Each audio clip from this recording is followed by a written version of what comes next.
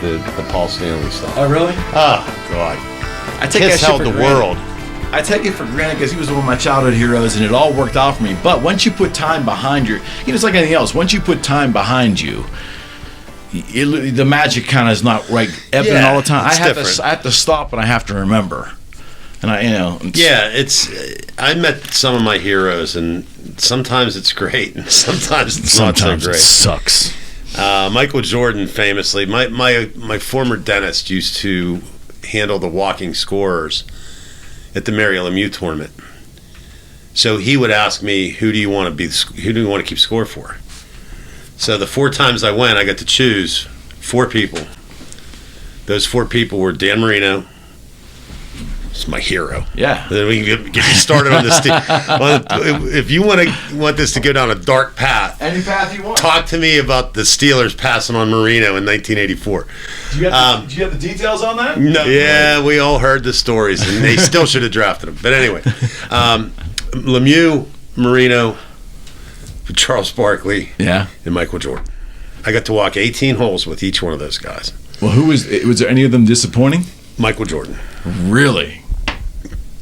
Personality of that doorknob until his playing partners. Now remember, this is a company or whatever that paid $1,000 a person to play in this tournament. You would think that the celebrity would at least engage a little bit, right? Hit his ball. His bodyguard, great guy, real gregarious, and he talked to everybody. But Jordan kept his mouth shut, hit his ball, walked up the path, and that was it. What year was this? 2002. Damn. 2003. So it was probably the 16th hole, and one of the guys said, "Hey, let's play for $100 a hole the rest of the way in. Michael, what do you think?" And it was like somebody flipped a switch. That's what I hear. Competitive. As soon as there was something to compete, he would rib the guy. Yeah, nice shot. That $100 is mine. And all of a sudden, you're like, who's this guy? He didn't say a word. Now, Barkley. Wow. Charles. Inappropriate. Ah, really? Oh, funny, hilarious. Early 2000s, right? Yeah. He's just a guy, he just doesn't care. He doesn't care. And he said it. He's quoted as saying, I'm not, I don't care if you like me. He did things like... he did the whole I'm not your children's role model kind of thing, right? Correct. Way back before it was cool. Yeah. Yeah, he did. And, the funny thing about it, I hate the NBA, but I watch... Well, mostly on videos, Instagram. Shaquille O'Neal and Charles Barkley, how they interact with each other. Yep. And you couldn't find 2 cooler guys. I'm a big fan of Charles. Is that where he pushed him did you see where he pushed him into the Christmas tree? One of the funniest things. That's the best thing to watch every year, right? It's one of the funniest things I ever saw. You haven't seen that. And if half Charles of what Barkley they say, pushing Shaquille O'Neal into the Christmas tree. Half of what they say is true about those guys. They're pretty good guys. But anyway, doing shots with the Crown Royal girls at the 10th hole with Charles Barkley is one of my highlights in my life. And having Dan Marino say, somebody hit a shot, it was terrible, and you could just see Marino was like, oh, God, this is a long day. He just flew in from Miami, right, landed, and he was on the first tee. And I said, man, if I was playing, I'd make you proud, Dan. And he looks at me and goes, I know you would, brother. I was like, yes! Kill me now! You don't even know. I love Dan Marino. I was 4 years younger than him, so I was a freshman in high school when he was a freshman at Pitt. We had Pitt season tickets as well as Steelers season tickets growing up, my family. So my parents didn't always go to both. And my brother and I it was before we could drive. We drove.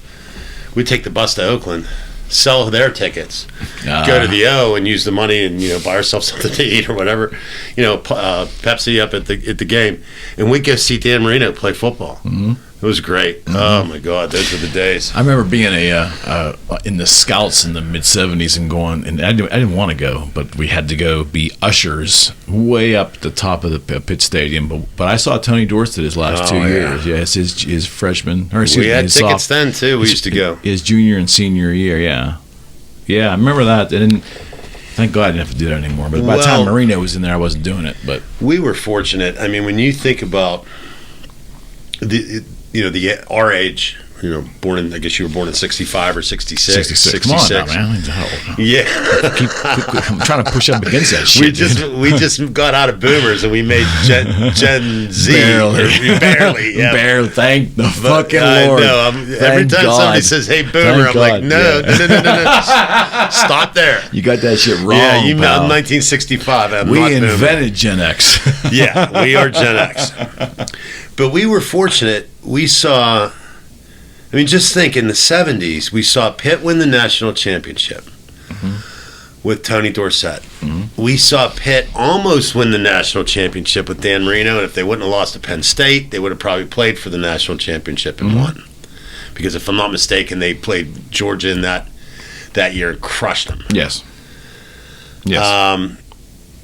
We saw 2 World Series, right? 71, 79. 79 and 72.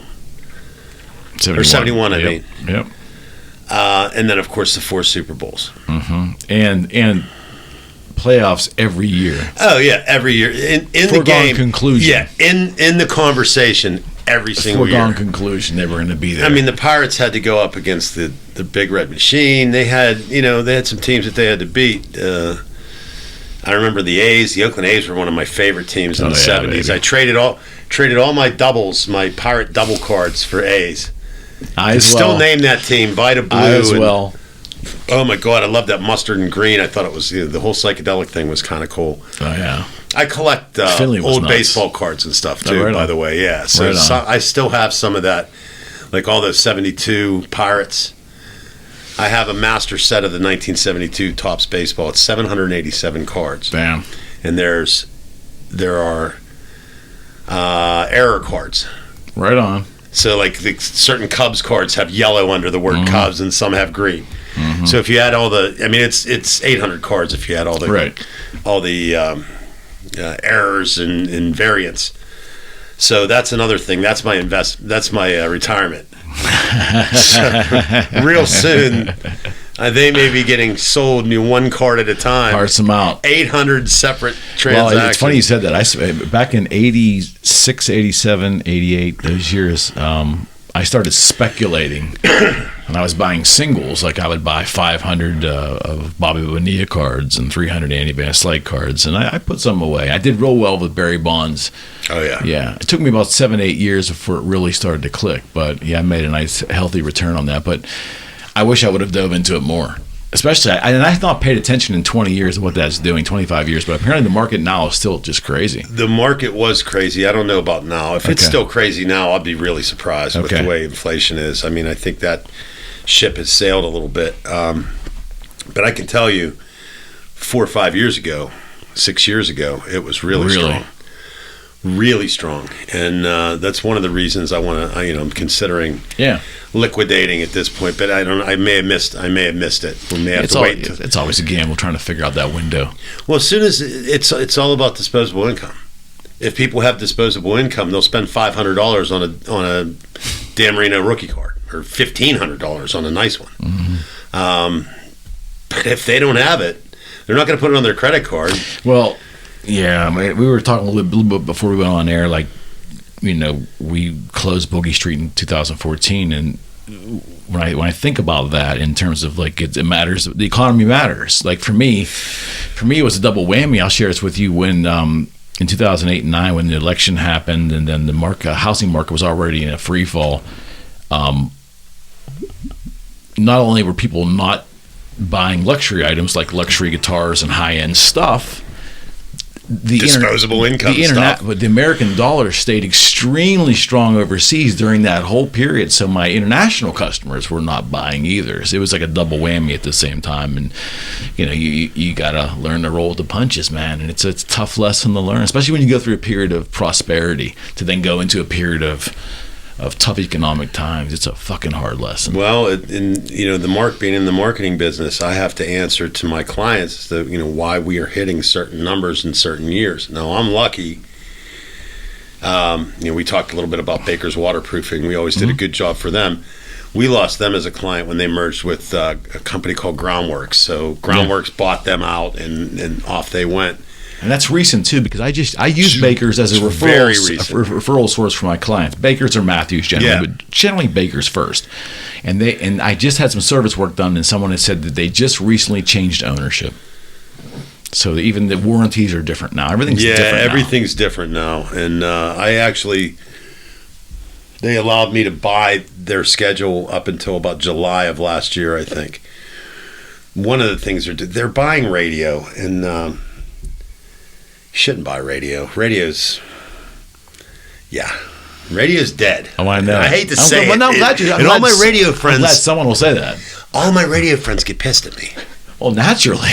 But I'm trying to help them. There's this thing called streaming television. There's this thing called, still broadcast TV.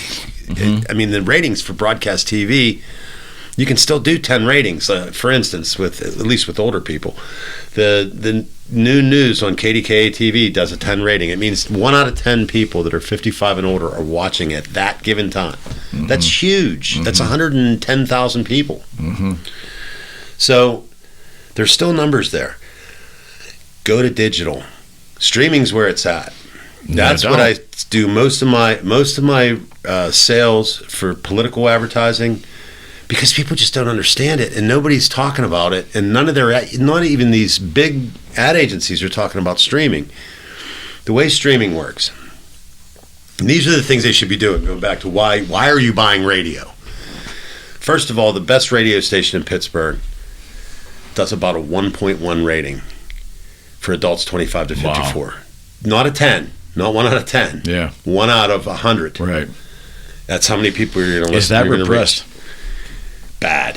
DVE and 3WS were, last time I saw numbers, their morning shows were like a 1.1 and a 1.3. I think there might have been 1 or 2 other stations that did a full 1 rating. Everybody else was 0.9, 0.8, 0.7, 0.6. Like, ad agencies won't even buy less than a 0.5. Yeah. So half the radio stations would be knocked off the list. Right. There would be unbuyable.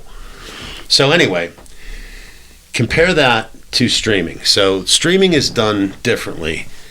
It's done by your IP address. Mm-hmm. So I know a lot of things about you based on your IP address. Mm-hmm. People know that I am a strong Second Amendment supporter, mm-hmm. because they know I belong to Smithfield Armory's website, or I get there's things they know about me. So if I'm watching Fubo or Samsung TV, just straight streaming, there's a chance I might get a gun manufacturer, if they'll run them. Of course. Or at least maybe it's a political ad. They can target me based on just supporter of Second Amendment. They could do adults 55 plus supporter of Second Amendment. You can get granular. Mm-hmm. And it'll only go into the homes where that person mm-hmm. qualifies. So it's really targeted. My God, it couldn't be more targeted. And they know, for instance, if you're familiar with streaming TV, when you turn it on, it asks you who's watching.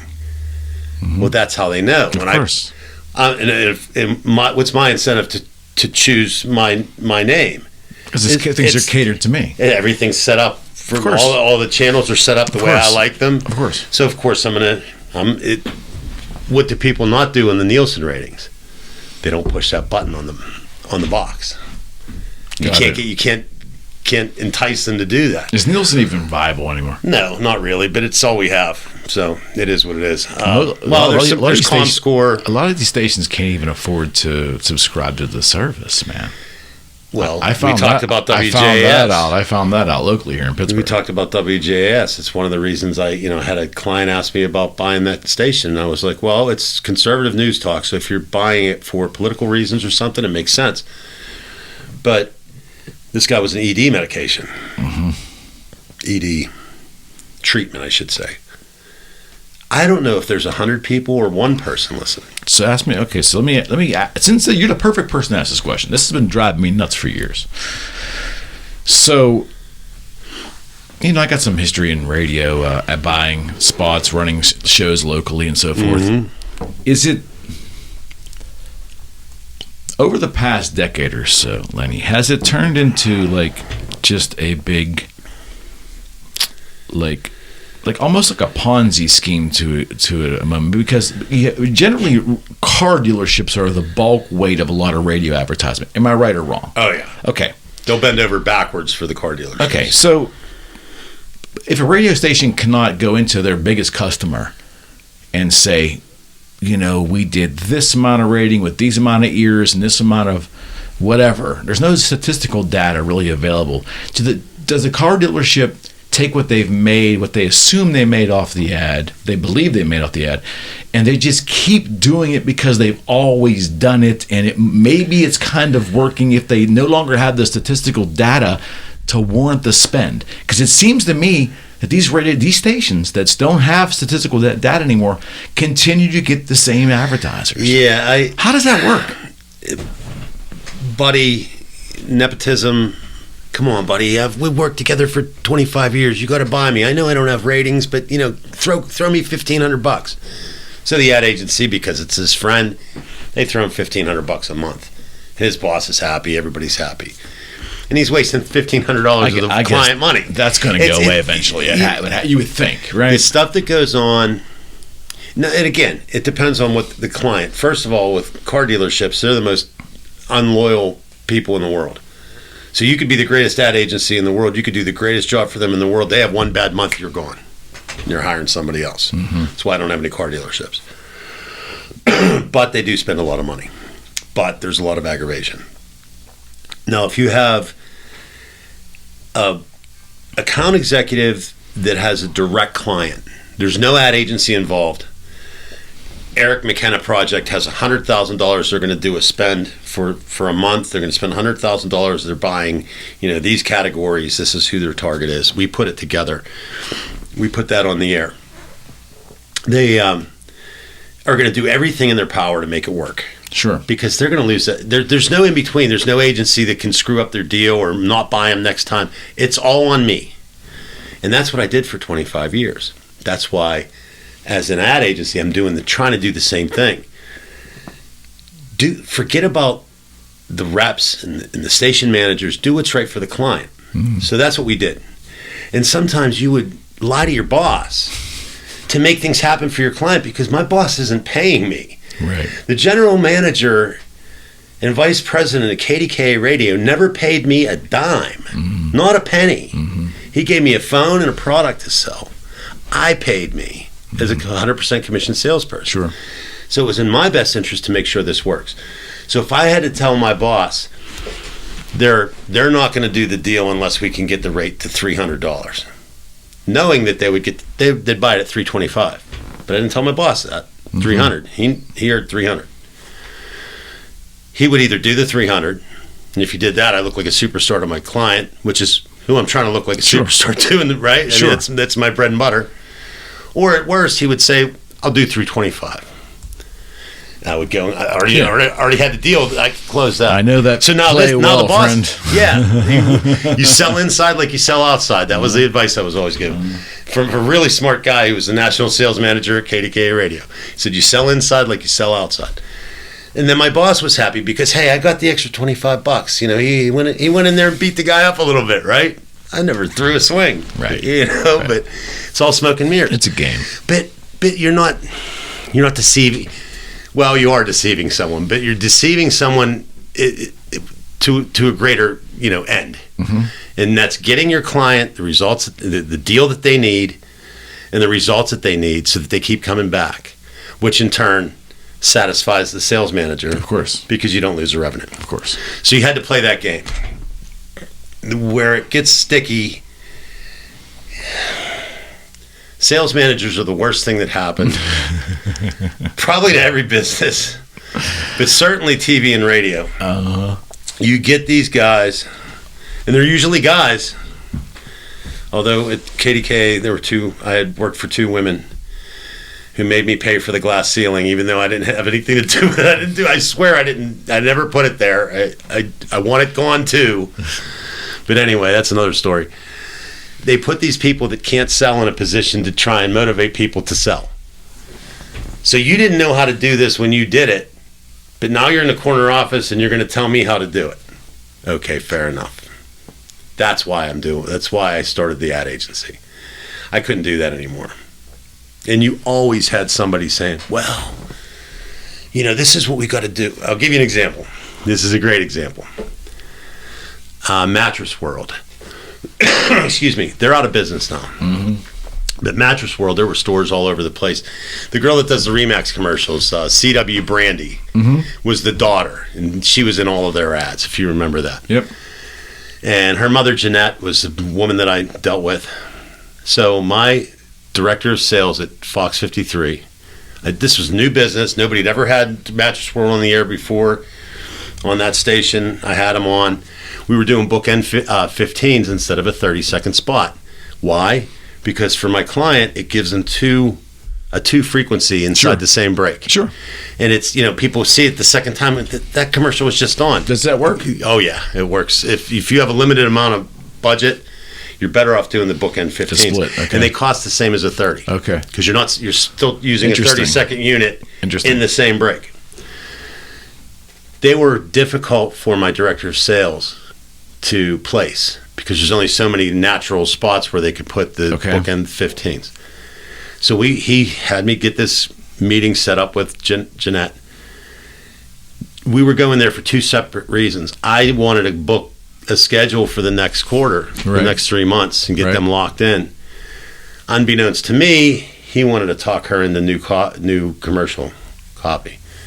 And this is the director of sales, okay? This isn't the general sales manager or the local sales manager. The friggin' director of sales.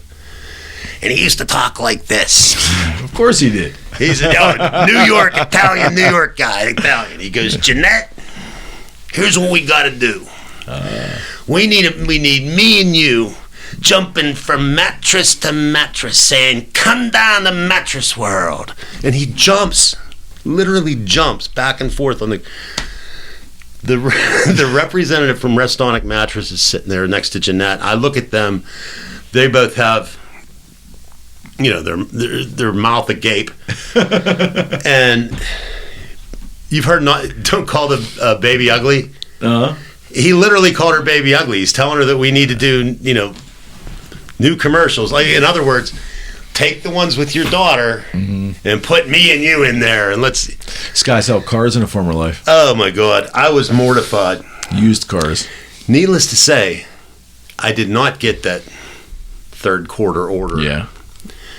And they thought we were crazy, and it took until right before I left there in May of 2013 before I got them back on the air again. But these are the kind of things. The director of sales screwed up my boogie, man. Boogie Street guitars. You can relate. He screwed up my boogie.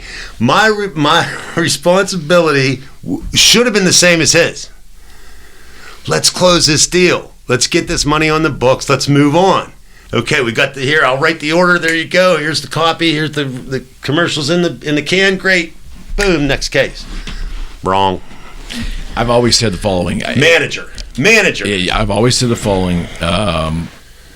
One of the reasons I left corporate America was, besides being entrepreneurs, one of the thousands of reasons. Yeah, well, I left. I had a pretty good sales run with a firm here in town, and they promoted me my last year there. It's just a quasi-manager thing. I don't know. I don't even know exactly what I was supposed to be doing. I know they gave me an office, and I didn't need that either, but they gave me that, and I kind of knew I was going to leave. The point was, though, I had never had a sales manager in any point in my career that helped me be more productive. If anything else, it was all. And first off, it was so laissez-faire that I never saw or heard from them. And the ones you're lucky, or the other ones were micromanaging me to the point where that's the killer. Where they really were, and those folks were, to my knowledge, experienced salespeople. So there was a legitimate background for them to have the position they had. But the position, the actual job description of any sales manager, to me, is this craziest thing imaginable. It's like herding fucking cats. You would want to hire people. I mean, to do a sales job, any sales job, regardless if it's inside on the phone or it's outside pounding the pavement, there's got to be a level of initiative in that human being. And if you're going to find those people, and if you find a great one, that's a diamond in the rough. You can't technically manage them. You need to basically be there for them. You can provide training. What do you need from me? But you Nothing? you Okay, need to great. let them do their thing. Exactly. And with that comes also you got to give them some leeway. But that doesn't fit the mold of corporate America because everything is micromanaged in the big picture. They say it's more macro. It's not. It's micro. Oh, and it's micro. And if you have a bank of people answering phones in a customer service center, clocking in and clocking out, you can manage that activity. You'll make a lot of enemies as a manager too by doing it because it's human nature. But if you have a salesperson, they can't be technically managed. Because quite frankly, if you start managing them and they capitulate, those aren't the people you need. Well, you need people that are self-starters and that have the initiative that don't need to be watched 24/7. Well, there's a lot of nuance to the sales process too. Everybody's Of sold course. in a different way. Of course. I had clients that we got business done playing golf. We'd play golf a couple times and we'd just, hit it off like crazy. And the next thing you know, and it's all about trust. That's a relationship, right? Yeah. Because of the golf, we got, you learn a lot about somebody in 18 holes. Do they cheat? Or do they play the ball where it lies? Or do they roll the ball? Or do they fluff it? You learn a lot about somebody in 18 holes. Especially when they're drinking. Oh, yeah. I had a par on that hole. Oh, really? You put 3 in the water, but it's a par. Oh, well, those are mulligans. Okay, yeah, it's still a par. Anyway, and some people don't want that. Hey, just send me, if a deal comes across your desk, let me see it. Other than that, let's work on first quarter. Let's do what we did last year and see if we can maybe find some things that we can do a little, tighten it up a little more, or a little bit more juice. Maybe there's a program out there that's new that makes sense for our business. Let's look at adding that. All right, fair enough. And that's okay. And they don't want to see you, and they don't want you stopping by, and that's okay. There's a lot of nuance to the sales process, and when you have somebody telling you, the big thing in the TV and radio business is, and hopefully this has changed now that a lot of them work from home. For those of you out there that are still in the business, God, I pray that you're all working from home because there's no reason for you to be in an office. But you would come in at 8. You would have to be there till 10 in the morning. And there were actually times that managers would come out at 10 o'clock and start rattling the cage. Get out. Let's go. Out on the street. Face-to-face meetings. That's no way to effectively manage a sales Nobody force. wants face-to-face. It's 2023. Yeah. They were doing this in 2005. People didn't want face-to-face. Right. It's what email's for. Right. And you're sitting there. I remember one time putting together this really complex schedule for Gasso. It was a new business pitch. And they kicked me out. They kicked me out of the office. So I had to get in my car. Now, how productive is this, right? I had to get in my car, drive to Starbucks, open up the same laptop, and then I'm sitting there, and guess who walks in? The same director of sales. Of course. That was the beginning of the end for me. Yeah. Then that was kind of what it took for them to say, well, we want to get rid of him. To me, you have to have. If you're theoretically going to hire and quote unquote manage a sales force, if you are not a human being, or you don't have a culture in a company that's built around the concept of trust, if you don't have that, if the idea is you don't trust your employees, so you need to micromanage their every move, if that's you're never going to get them to produce to their capacity. Well, and they're 100% commission salespeople. You're not paying them anything. If they don't sell, they don't eat. Like, you think you need to inspire me to eat? Are you crazy? Well, that's why I picked this profession, because I'm not afraid of the 100% commission. I know that I'll sell, but I need you to get the fuck out of my way. Correct. So I just find that always interesting when I would speak with people that took sales jobs as an employee for a corporation that was under a 100% commission structure, because to me, that just screams 1099 independent contractor. It kind of is. They might do it for the benefits. I guess that could be a lure.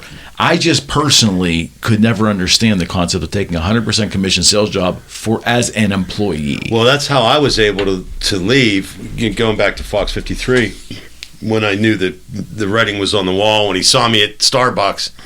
made a big deal about this, and I'm like, man, I'm trying to sell new business. I'm trying to put together a proposal that's going to knock their socks off, and you're screaming at me. Yeah, it sounds like old culture versus new culture, right? I mean, absolutely. Madison Avenue, out of the office at 10 a.m., back by 4. You have to be there till 6, and then you wash and repeat the next day. That's when they were using fax machines. Yes, that's exactly, and just awful. But anyway, so I'm sitting at my desk at Fox 53, and my former partner, that's another story I'm not legally allowed to talk about, so I'll just say my former partner in Truth in Advertising, he walks up to me and he goes, he just got done with this, I don't know if you remember the one-on-ones. Every week you had to have a one-on-one with your boss. Of course. And this real estate broker to try to pull that bullshit. There was no better writing of fiction ever than, I'm going to close Levin, 100,000 this week. I'm going to close Edgar. Edgar's going to be another 100,000. Yeah, just whatever I need to tell you to get off my back for 7 days until next time. Well, what a fucking way to live, right? Yeah, it's just a joke. It's throughout every industry. It's the same. It's the same format. But I can still see my partner Dave. He comes back, walking back from the office, totally deflated, right? And he said, "Did you ever think about opening your own ad agency?" And I spun around in my chair in the cubicle. It's right here. I'm like, all the time, but I didn't have the TV experience. And he just smiled and he said, "Well, you do now." And that's what started it. Right on. We knew that we were on our way out. We saw the writing on the wall. They want us gone. They waived our non-compete. Didn't matter. We didn't. You don't need a non-compete means nothing if you're going to open an ad agency. We had Pittsburgh Dental Spa, Sleep Pittsburgh Mattress, Gold Buyers of Pittsburgh, Legacy Jewelers, and those were our 4 accounts. I went to Dr. Runco at Pittsburgh Dental Spa and said, "Look, we're going to start our own ad agency. I can't do it without you." The billboards on the Parkway? Yeah, I don't handle them anymore. When's the last time you handled them? Before they did the $10,000 boards on the Parkway. The company that did the spots for them was the same one that did those Solomon Auto spots where they were throwing snowballs at each other. Yeah. So it was an auto dealer shop. Yeah, right. And so they got what looked like auto dealer commercials. Screaming at people, "Come on down!" Feeling the need to scream at people to earn their money.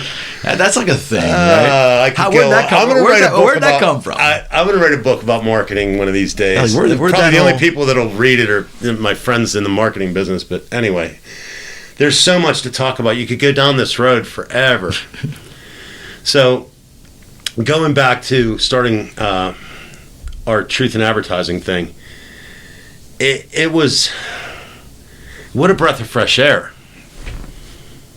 Was there stress? What do you think? Mm-hmm. You started your own business. Mm-hmm. You know how much stress there is in that. But it was my stress. Mm-hmm. It wasn't my director of sales stress or the person in the traffic department that was asking me whether the commercial came in. Or, it's a different kind of it's a different kind of stress for sure. And it's stress that I can handle. Yeah, and you also have the belief too that you have all that you need to remove that stress. Whereas when you're in a corporate environment, you're dependent upon the system or somebody else. Right, you've got somebody putting roadblocks in front of you. Right. I had another quick story. I had a Fantastic Sam's when I worked at KDKA Radio. This is probably one of the greatest sales of all time. I remember Fantastic Sam's. Yeah, the haircut Fantastic Sam's. Their demos like women 18 to 34. It's like this young woman demo, and I'm on KDKA Radio, right? So it's adults. That's a bad mix, right? Yeah, that's a bad mix. Oh, yeah, but I hammered it. I got $125,000 out of them. Okay. So I simply asked the question to the agency, to do a $125,000 deal, what would I have to do? And she said, well, you'd have to give us like $250,000 worth of value. Okay. I'm like, all right, fair enough. She answered the question. At least now I got something to work with. Now, the nice thing about KDKA Radio is it's news talk. It's not music. So you can have interviews. You can have guests. Of course. You can do free stuff. Oh, of course. Free kind of stuff on the air. Technically, yeah. Well, we had Shelley Duffy. Love Shelley. Love Shelley and Paul, right? Love Shelley. There's 2 of our mutual friends. Absolutely. Right there. Shelly was the talent for this deal. And she brought her daughters on, and they would do like beauty tips on the morning show. On the freaking morning show when KDKA was the number one morning show on the radio for 25, 54, and 55 plus. Right. Didn't matter. Right. So we built up all this value, and I closed the deal. So I call the agency. My local sales manager red pens my proposal like I'm 10 years old. Well, you got to do this, you got to do that. Look, she said she'll pay $125,000 for commercials if we can show her $125,000 worth of free value. I just need to value all these items, and they got to equal $125,000. And then, of course, the schedule is going to be $125,000. I already put that together. She red penned me. Did it again. I edited it. Did it again. Well, we're up against the deadline. So I called the agency and I said, look, explain to her what's happening. My boss is, if I charge you $125,000 for a banner ad on the website and give you all this other stuff for free, do you care how this bills? And she said, no, as long as it's not like all in 1 month, it's somewhat spread out. Sure. They were doing, a big part of this was Storm Center when they did the school closings on the radio. That goes to show you how long ago this was. They bought Storm Center. So I said, obviously, first quarter is going to be a little heavier than the rest of the year, but yeah, it's going to be mixed, evened up. So I went down without my boss's knowledge and closed the deal. She red penned me for 2 more weeks. The deal was closed. I had the order. It was done. But I couldn't tell my boss because then I would have had to admit that I went behind her back. When we finally closed the deal, I get congratulations from the regional vice president of CBS Radio. All right. Thanking me and Sherry for our work on the Fantastic Sam's order. Okay. And copying all these people in corporate. Okay. You don't know how bad I wanted to reply all. And just enlighten them on this little story. Like, you're going to thank her. She did everything in her power to put every roadblock in front of me. I had this thing closed 2 weeks ago.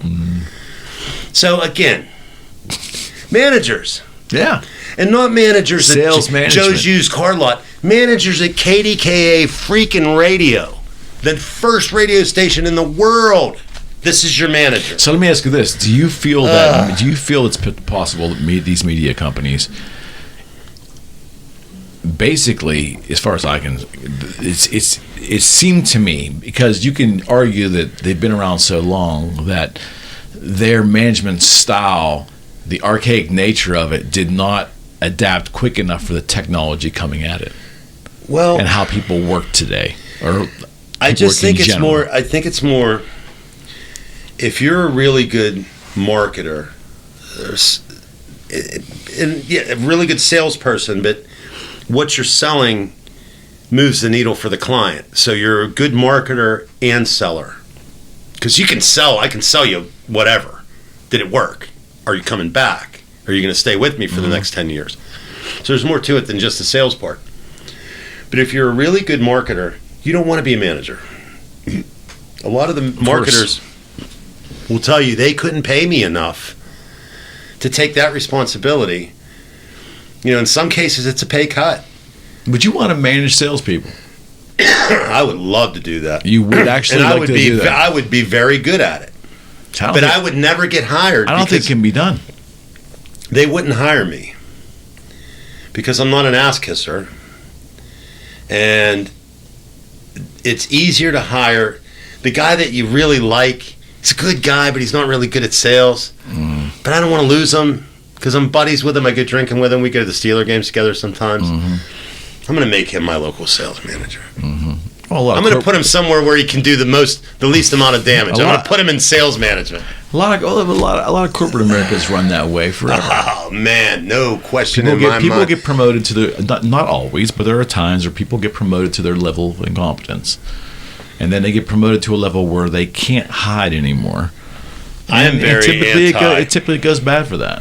I'm very anti-corporate America. I just think, I've seen it, not just with my company. I've watched my wife's company, some of the decisions they've made. Now they turn around and they make a great decision. She's worked at home since COVID. and they closed all of their offices. I mean, what does it cost to, I don't know, 2,300 square feet in 7 fields? We realized that we don't need to house humans anymore. I think No. and But you know who hates it? We knew before the COVID that was the case. You know who hates it? COVID was the excuse to take action on it. Oh, yeah. As a media salesperson, I need a cell phone, a laptop, and a car. I think That's all I need. Most salespeople, I think so. That's all they need. You're absolutely right. But guess who hates it? The micromanagers. Of course. Because you're not there under their thumb anymore. Of course. They can't stand it. And that's where all this... They're not really... Well, maybe we're going to get back into the office they're for a not couple... needed. Because they're not needed. And they're going to realize soon enough... If the hires are done correctly, and the right type of salespeople are put there, you don't need a micromanager. It's very simple. You can set up a laptop to tell you whether keystrokes are being made or where it's moving, if someone's working or not. That's the easy part. Again, if it's a sales position and you're 100% commission, if you don't sell, you're not going to make any money, and you're not going to be there. You're not going to have to fire this person. They're going to quit because they're going to go a couple pay cycles without getting a paycheck, and they're going to just wander off.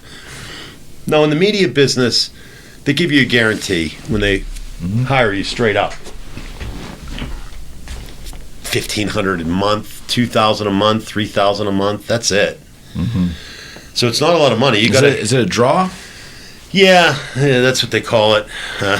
Draw against commission. But most people, if they have prior clients, or if they work for another station, they can get enough advertising dollars where they'll cover that. I mean, they cover that kind of right out of the gate. It just becomes a non-issue.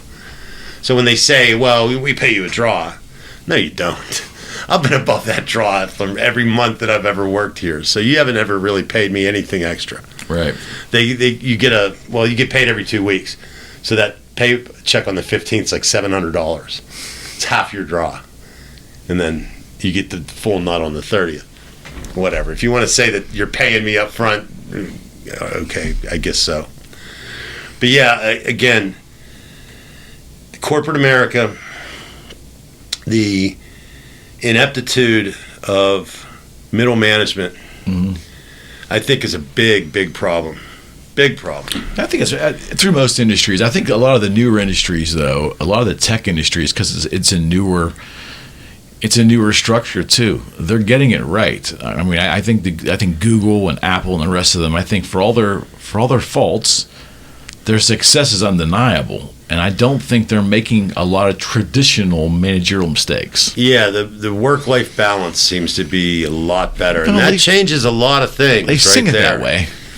They sing it that way. I'm not sure it's always reality, but the working from home, man, that changed everything.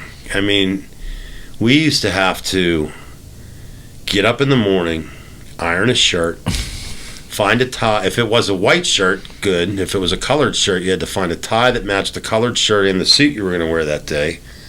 So that was an extra step. Once you got that all put together, you got to get in your car and sit in traffic for 45 minutes to get into town. You got to pay $300 a month to park in the Stanwick Street garage. You walk across into Gateway Center with the privilege of using their phone and their desk for no apparent reason at all. Well, I worked there before the laptops, so I guess back then I did need to be in the office. But once the laptops came, there was no need. There was no need. And now it took 20 years. I see people, productive at home, and everything has changed. Everything has changed. And the micromanagers hate it. Hopefully the people will realize they don't need the micromanagers anymore, and they'll get rid of them. And the corporations can save a couple $100,000 a year on their salaries. 100%. Instead of the salaries of the working people. But it takes a revision from the top down at times. And I think, again, you have to remember the people making those decisions, those upper level folks within an organization to make those decisions about cutting out micromanagers, it's a hierarchy. When they start cutting out levels, they get marginalized in their importance too. It's a self-perpetuating prophecy the way they manage the organization. Every level they can add. Yeah, that's a good point. Every level they can add to the structure is a little cushion. And I think that that's a mentality that is baked into corporate America. And it's been there for decades. And, I hate it. And I don't know if it's changing. I hope it is. But I love the fact that I'm out of it. 10 years ago, May of 2013 was our final day in the media business. The business, Truth in Advertising, wasn't official until November. So actually, wow, now that I think of it, 10 years ago now. Wow. Like right now. Actually on Facebook, a photo of PNC Park in the snow. The PNC Bank in PNC Park, that's where we opened our bank account. Because we just thought it would be cool to open it in the PNC Park. Okay. Branch of PNC Bank. And I took a picture. Right on. They had a window out back that should, I don't know if that bank's even still there, but they have a window out back that shows the field, and it was covered in snow. So it was 10 years ago, like yesterday or the day before. But everything changed. You were able to be completely and 100% client focused. You didn't have anybody telling you, look, you can't sell Fox 53 unless you sell WPNT. You got to sell 22 The Point as well. Well, I won't take an order if it's just Fox 53. You got to make sure you get something on this shit station that we need to sell because of course they're screaming at us in Baltimore. Of course. You got to sell somebody Ring of Honor Wrestling. Well, it does a 0.0 rating. I'm not going to sell that to one of my clients. What the hell? It's suicide. Yeah. You're asking me to sell one of my clients something that 0.0, they call that Blutarsky. That's the rating, the Blutarsky from Animal House. 0.0. No, I'm not selling that to my client. So let's do this instead. I sell this client a couple of spots in Jerry Springer. What is it? Help me. Oh, shit. With Sally Jesse? No, the company. I'm trying to think of the company. The trade school that's out by Allegheny Airport. Pittsburgh International. No, I can't think of the name. Well, anyway, there's a trade school out there. Okay. And they buy a lot of that, like kind of divorce court kind of stuff, like that irreverent kind of programming. Because the people that would go to that shit are all watching television in the early afternoon. Exactly. I mean, come on. So we got them buying a couple spots in Jerry Springer. Let's bonus them the spots they're buying in Jerry Springer. Fantastic. And take that money and put them over into Ring of Honor Wrestling, and then we can make this all good. We can tell Baltimore we got it all sold out for the rest of the year. Nope, we got to sell it. Okay, so you're going to send 17 of your salespeople out there with the number one priority, selling $25 commercials on a program nobody watches. Right on. We got Steeler spots for $20,000 that are going unsold. That happened. We got screamed at in a meeting because there was a Steeler spot on Christmas Eve that it was unsold. I sold it for $12,000. One commercial. Wow. It should be 20. Wow. Like KDKA doesn't have their Steeler commercials for next year are probably already sold out. Wow. Now, how in the world could you have that prime real estate? You're saying it's $20,000 for a run. $20,000 for a 30-second commercial. One time. So if I went in there and said I wanted a 35 rating, so 35% of 1.1 million people.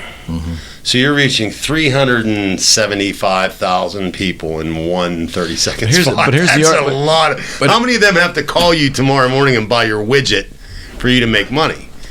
If 10% of them called you, you wouldn't be able to handle all the business. Okay, because I was always told in radio ads, I ran them when I got into real estate, and I was running them, and they were pricey, and I didn't see shit from them. So after about a year, I quit. But I was told that people had to hear something 10 to 20 times before they actually started to. Well, frequency is that true? The frequency is usually 3. They always said 3 times a week is kind of where you want to be. Okay. It all depends. Like if you had a small budget and you could only afford to run 3 commercials a week on, let's just say, a particular news station, the noon news on WPXI. Okay. And you could run 3. As long as you did that every week for 52 weeks, you would start to see results. Okay. Now, if you could run 6 a week, you'd see those results twice as fast. Sure. So it's kind of that's kind of how you plot it out. I don't like to sell fewer than 3 spots a week because people are creatures of habit. If you watch Jeopardy at 1 o'clock in the afternoon on WPXI, you're probably going to watch that every day. Sure. So if I run 3 spots a week, I'm going to catch you probably all 3 of them, but maybe one week you only see 2. Next week you see 3. After a month, you're going to be familiar. Real quick, I caught myself doing this years ago. There was a used car dealership up in Butler that used to use Howard Stern. Okay. So they would farm him out, and he would read their spots for him, and then they pay him. But it was a local Pittsburgh dealership. So I did a lot of work. I had a lot of clients in Audi Harley-Davidson's, Tola's Garden Center, a bunch of places up in Butler when I worked at KDKA Radio. So I stopped in that dealership, and I was like, hey, look, you're on the X. You're reaching a young demo. Why don't you put a buy together for us where you can promote some of your older demo cars, like some of the, Buicks and Oldsmobiles and stuff like that. I hear your spots on Howard Stern. Maybe we could get, John Cigna or somebody to do the spots for you on our station. He said, I haven't been on Howard Stern for months. I was like, really? He goes, yeah, we stopped doing that. And I was like, well, he ended up not buying me anyway, but whatever. The point I'm trying to make is I was in the business and didn't recognize that he had stopped using Howard Stern to pimp his product. Okay. So what's the general listener think? Right. They have no idea. Right. So when you're building schedules, a lot of times, like for instance, the car dealerships will buy the last 2 weeks of the month because they don't get their incentives until maybe the 5th or the 6th. And then by the time they get the commercial produced, it's the 10th. Yeah. By the time they get it out to the stations, it's 15th. They run the last 2 weeks of the month. Right. So a lot of clients that don't have a lot of money or have a limited amount of, maybe a couple $1,000s a month budget, they'll run the first 2 weeks of every month, and they'll be off the last 2 weeks. And the listener or the viewer, they have no idea. Right. After a certain amount of time, they just know that when they listen to Howard Stern, they hear this commercial. And they don't recognize that it's on the first 2 weeks and off the second 2 weeks and on the, next. They have no idea. So it's just, there's no magic to it. It's just consistency. Right. You just got to be consistent, whether it's a small budget or a large budget. Well, obviously, guys like Levin, they buy one of everything. Well, maybe not anymore, but they used to. Yeah. Edgar, he's everywhere. I mean, man, imagine being the ad agency He's for a Edgar. marketer, man. He's a marketer. He but there's nothing to early it. Early on to do it. There's nothing to manage in his account. It's easy. I'll take one of everything. That's what he does. Is he in the newspaper? Would you waste your money in the newspaper? God, no. People still do, but he's buying everything else. He might as well be in the newspaper too. For maybe put a small ad in there and just cover his bases there. That way, just in case there's somebody that only reads the newspaper, he's got them covered. It's funny when you got $3 million a year, you can do a lot of things. I can imagine it's pretty hard to probably sell a newsprint ad right now. Well, again, radio's not far behind, brother. I mean, when your morning show does a 0.8, ouch. How in the hell, like $100 cost per point, that's an $80 spot.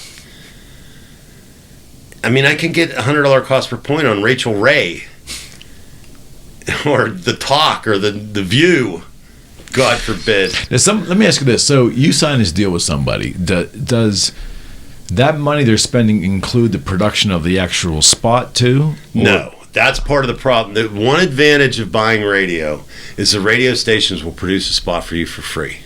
I used to do my own reads on WJAS. Yeah, so you didn't have to worry about it. But you did them for, was it Daryl? Daryl Gandy. Yeah. Daryl Gandy, yeah. Daryl was the guy that you did the read with, absolutely. When we do the radio show, he's the guy that records the Elephant in the Room show that we were talking about. Right. Yeah, that's all free. No, they're paying Daryl. Yeah. So there's an actual true cost to them that in his time, but that's just kind of one of the bonus things. That was one of the nice things about working for the radio station when I started, because we wrote all the commercials ourselves. There was no, creative department or research department. Right. If I wanted to know what radio station had the highest number of Ford drivers, I had to run that research myself. Right. So when I got to TV, these people didn't know how to do any of this stuff. How's the TV production, like a video production and nationally a TV commercial is much different? So how does that work? Much different. There's some places out there. I mean, you can spend $20,000 on a commercial. You could spend $600. I know guys that'll do, a lot of the cable TV spots that you see. $600, $700, $800. The way it works, basically, it starts with the writing of the spot, and the thing that I do that kind of is a little different than most other agencies. I'm involved in everything. That way, if there's a problem, it's on me. Mm-hmm. So I write the copy, or at least I'm involved in writing the copy. Right. I've been doing it since 1997. Right. If there's people out there better at writing commercial copy than me, bring them, come join me, tell me what you think, let's collaborate. But I want involved in that part of the deal, because what happens is I put together this great schedule that reaches all of your targets, and then the client writes the copy. And the commercial sounds like this. This family-owned business has been serving the greater Pittsburgh community for 50 years. It's filled with cliches. We've got fast and friendly service. Well, no shit. I mean, that's a selling point to you, fast and friendly service. Like, everybody that should be implied that I'm going to get fast and friendly service. For sure. So people feel, and they don't know any better. They want to be involved in their business, and they want to write their own commercial. And this family-owned business has been serving the greater Pittsburgh community for 50 years. What a waste of commercial. That's a waste of 10 seconds. I just saw a TV spot for a roofing and home siding company or whatever that I just started running on. Running somewhere. And I said I didn't want this. Yeah, you want it. But I'm saying it's running, and the guy is literally seemed like a nice guy. But he had to be in his own commercial, I'm sure. Like, his ego is on overdrive. Is it a TV car commercial? And no, it's a contractor, roofing and siding and all that. Okay. I'm not going to out him here. No, but it's like you're seeing him, doing it, and he's doing his damnedest. But I just looked at that and said, oh, he would have been much better off having someone articulate this. It depends on what's his speech like. I mean, there's not a lot of articulation. Well, it does not have a voice. You have to. I really honestly believe that to do that, and this is outsider looking in, I just think you have to have the appropriate voice that you just either have it or you don't. Yes, it's part articulation, it's part pace, it's part. There's just that thing. You either have it, or you can get it, maybe, but you either have it or you don't. And it depends on what you're going for. If you want it to be funny, and the guy's like, Yin's guys got to call me if you need a new roof. Well, and he's doing like the Yinzer thing. Well, okay, fair enough. That's the funny, is comedy, memorable. Right. But most people that speak that way, they should probably let somebody else do the read. Now, that's one tactic we've used a lot of. Like, for Sleep Pittsburgh, we have Vince. We even made a little cartoon of Vince, the owner of Sleep Pittsburgh. So we want people to be able to walk in and go, hey, that's the dude from the commercial. I get the advantage of having them involved. But they have to be articulate, right? And you're absolutely right. A must. It's got to be a must. Yeah. And so that's part of it. Like, do we want to have the owner in the spot or not? What are the selling points? Who do we want to be? And, probably my greatest success has been Sleep Pittsburgh. They started out, when we started working with them 10 years ago, they were American Buyers Discount Mattress Store. American Buyers Discount Mattress Store. That's a mouthful. There's 5 seconds right there. Yeah. So if you say it twice, there's 10 seconds. You got 20 seconds worth of commercial left to actually sell. So it was difficult, and it's just things happen one small step at a time. It's not like these big wholesale changes that happen. So we started out with a mix of broadcast stations during his heavy quarters, and a maintenance schedule during his light quarters, cable schedule. We moved into streaming at some point along the line. Right. 6 years ago, we started to do some streaming. But it's these small changes. And just in a meeting one day, he said, long time ago, I bought the URL sleeppittsburgh.com. Well, you want to talk about light bulbs over your head? This is what that meeting looked like right here. Poof! 100 light bulbs went off. We're like, wait a minute. You own sleeppittsburgh.com. All right. Well, we need to talk about this. Yeah, for sure. I think I smell a rebrand.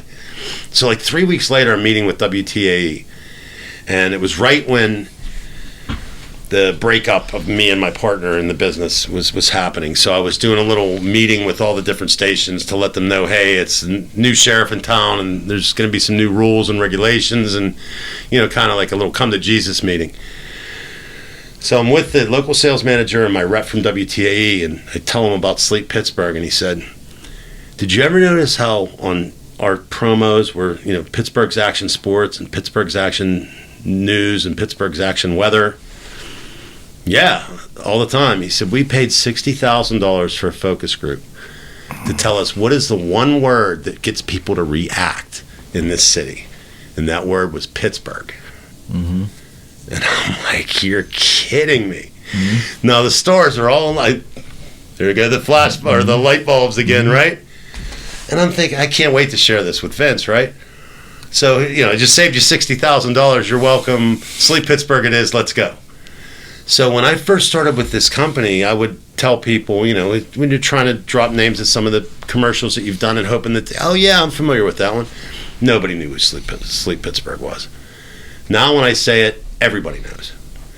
And not only do they know, they say, I hear your voice in my bedroom late at night. Those Sleep Pittsburgh ads. There you go. Sleep Pittsburgh, we truly are your local discount mattress store.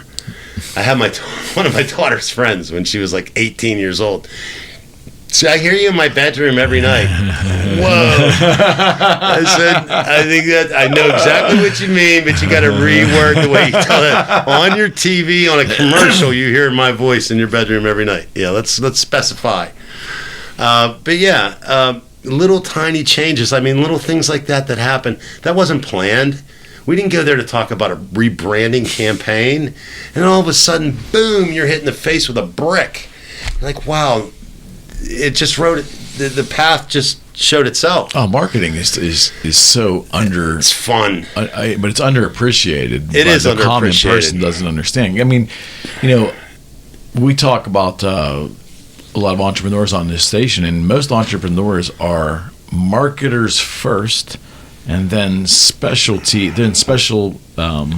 They specialize in their chosen field, whatever that is. But they have to be marketers first. That goes for attorneys, lawyers, physicians that have their own practice. You need to find a way to market. I mean, I always considered myself a guitar guy when I was in the business to some degree, but I was a marketer first. I had to find the angle to get your attention. Yeah, who's the target in that audience? demographic, and then bring them here, right? I mean, that was always the forefront. You always want to know what as much as you can about the target audience, and there's so many ways to do that with the research that's available out there. Like, for instance, let's say you're looking for Ford owners. Mm-hmm. Now let's use Subaru, because I remember this was actually a report that I ran. Let's say we're interested in Subaru owners. There's a report that you can run that you use Subaru owners as your universe. Okay.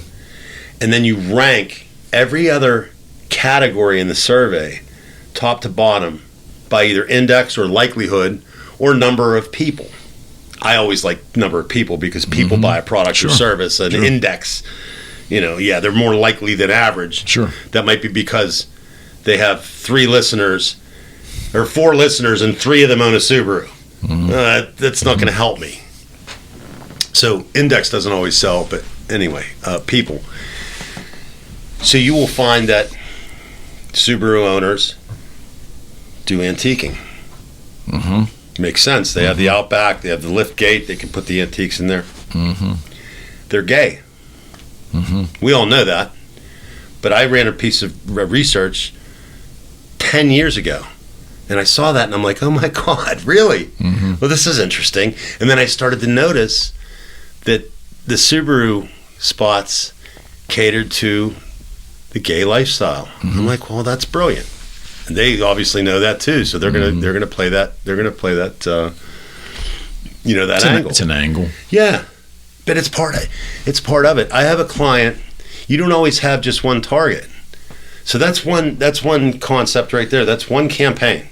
So the gay Subaru campaign is one campaign. Mm-hmm. And then if you notice, Subaru sponsors Antiques Roadshow. Why? When I saw that research, I knew exactly why. Because these people are they're antiquers. Right. So no one. So that's a separate campaign right there. We've got a company called Substitute Teacher Service. So their targets are 4. So I got 4 targets. They buy Philly, Lancaster, Harrisburg, and Pittsburgh. Okay. They usually spend like 6 figures within 4 weeks. So it's big schedules, but they're spread out into 3 different markets. So you might have 30,000 running in Philly and 10,000 here and 20,000 here, and 12 different TV stations and streaming and cable. It's quite a thing to put it together. But their targets are fresh college graduates that are working at Subway and haven't found their career yet. Right. And they're like, you know what, I'm tired of working weekends. I could work Monday through Friday as a substitute teacher, make $100 a day. Sure. Until I become a nuclear physicist or whatever. The second target is retired college graduates.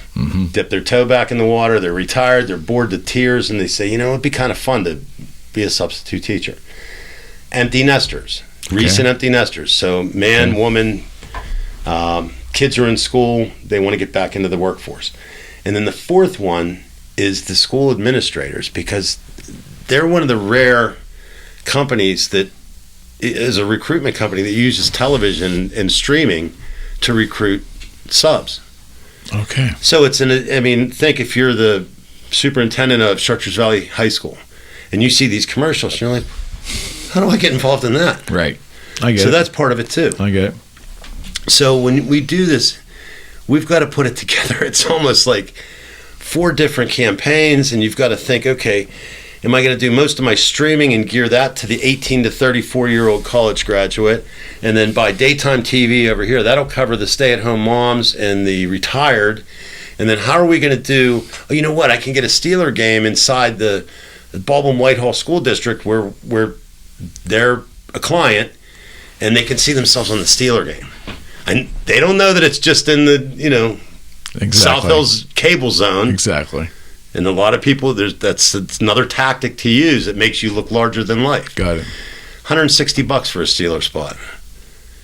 We got it for that client. Well, I just told you $20,000 is what it costs to do the whole shebang. The whole. So it's a heck of a deal, and it makes you look for those few people that saw that spot for that small universe.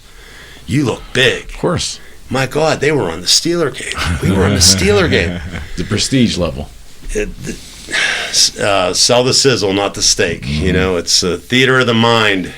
That's what they used to call radio. Well, television's the theater of the mindless. Yeah, they're theater of the mindless and theater of the mind. But yeah, it's so much fun when you get down, and people don't realize how much thought goes into some of these schedules. And you really have to think. Well, we take commercials for granted. We're aware of them, but in the end, we don't sit and ponder them. Well, yeah, and people get angry about. I just looked up a handgun, and now I'm getting all these handgun ads. But part of our job as marketers, we want to serve you relevant content. Because if I send you tampon ads, I am wasting your time. I'm wasting my client's money. There's no reason in the world why you want to see that. But if I send you a guitar ad, you may not be in the market for a guitar right now, but I get your interest. You're going to stop. You're going to look. If I get... That's my whole Instagram feed, man. Yeah, right. I can't get away from it. Your Instagram feed is a perfect example of your likes and dislikes and the things. Like if we serve you that content that's on your Instagram feed, we're doing you a service. But the way we do that is by spying on your IP address. Of course. And we know what you're looking up. Of course. It's been going on forever. Yeah, we can cross-reference that with your political registration. We know that you're a Democrat or a Republican. It's intrusive, but the ads aren't intrusive because we have all that information on you. We're going to serve you ads that are relevant to you. More than ever. But it is interesting that it's like we talk out of both sides of our mouth. We want relative content in our stream and our Absolutely. feed. Well, the commercials that run every third or fourth swipe needs to be relevant then, or else your feed's not going to feel relevant to you. And it's not going to be relevant unless we spy on you a little bit. Yeah, and it's really interesting too. I don't know how else to say it. We want the benefits of what Google has brought to the world. We want that because it's so entrenched in our daily life and the way we use the web. Especially when it comes to Gmail and how much of the public uses Gmail, but they basically don't want to give Google anything. Do you see what I'm trying to say? The idea of the give and take does not land well because they're all conspiratorial and they're all invasive to me. Well, you're using their product for nothing. No, I try not to use Google for anything. I do have a Gmail account, but my Gmail account has 10,000 emails that are complete spam. Yeah, I love Gmail. I've had it since 2006, and I mean, maybe I have to be able to refine my services there and really dial it down where it works for me. But I think I have it just to, that's my login for a lot of the social media. But you understand what I mean about Google, though. We use it so much. But a lot of people don't. They're convinced that they're going to ruin their life. I hate Google. I'm one of those people. I'm like afraid of Google. I use. Not that it's any better, I'm sure. DuckDuckGo. Yeah, right. I think it's not Chrome because Chrome's Google. Well, Chrome's their browser based. I think I've been using Microsoft Edge, but I was using Firefox for a while. I'm very anti-Google. Really, but I know that they're probably not any worse than anybody else. We've given into the beast. If you like the internet life, meaning if you've let the internet make your life easier in the past 20, almost 30 years now, if you've done that at any point in time, you have given into the beast. Now, varying degrees, but you've given in. And like every relationship on this planet, there is a give and take. You don't like the take, no. You know what I mean? But you want the give. I know, and it's all pointless. And that's society in general. You can't have everything. I'm not on TikTok, but I'm on Instagram. Am I any better off? I don't know. I don't use TikTok, man. I won't use it. Yeah, I won't use it for principle. Yeah, I won't either. But again, and that's how I feel about Google. But does it matter at the end of the day? No. I'm probably going to get my information one way or the other. I mean... Well, Rocco Cozza and I talk about all the time. Rocco's got a large footprint on both Instagram and Instagram and TikTok, and it's worked. And he knows I don't do TikTok, and we laugh about it because, I mean, they're both... It's actually the same thing. Yeah. You can talk about who controls the company and all, but in the end...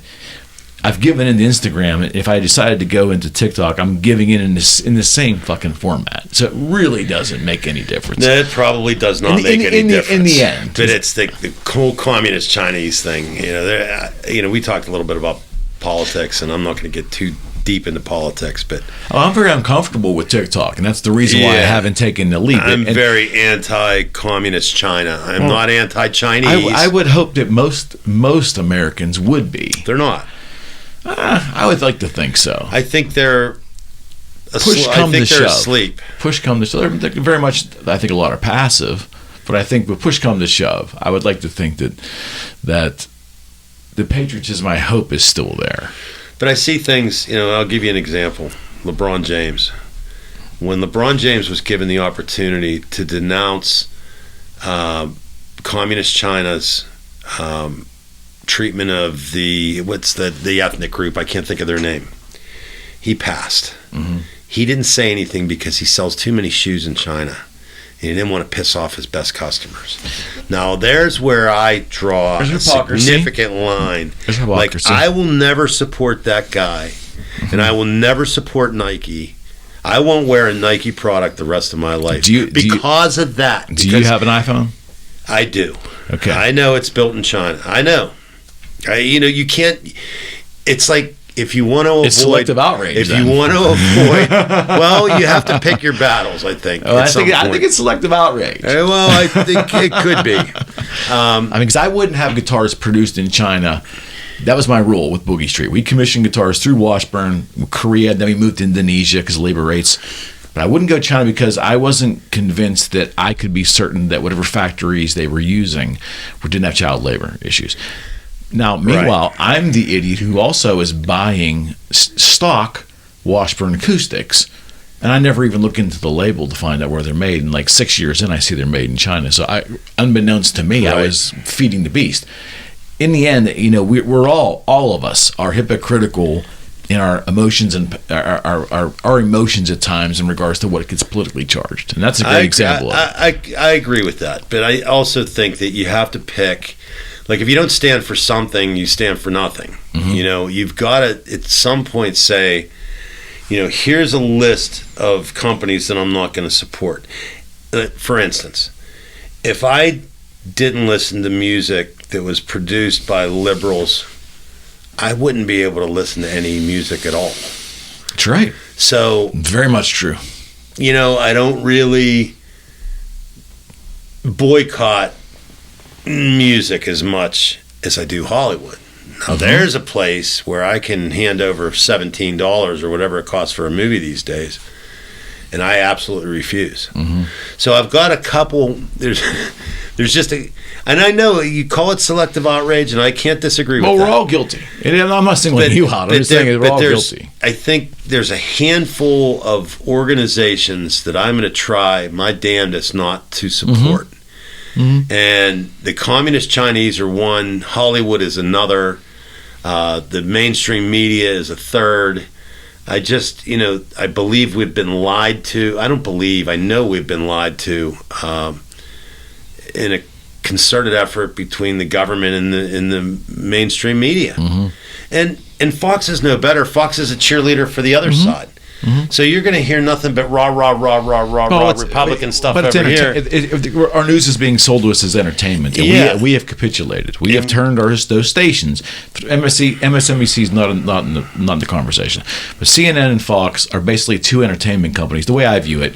And they're catering to conservatives or liberals in the country. They don't give a fuck about the middle or the moderate. They would prefer that there isn't a moderate, because they need to really identify, quote, their target audience, right? Their demographic. So they're going to cater it as an entertainment company, and we have chosen to lay on the couch and binge watch that the same way we do Netflix. Yeah, it's so true. And you said, and you nailed it as far as the moderates. I've often said this, and I got to be careful. They have no home, but they have no home. No, but they could.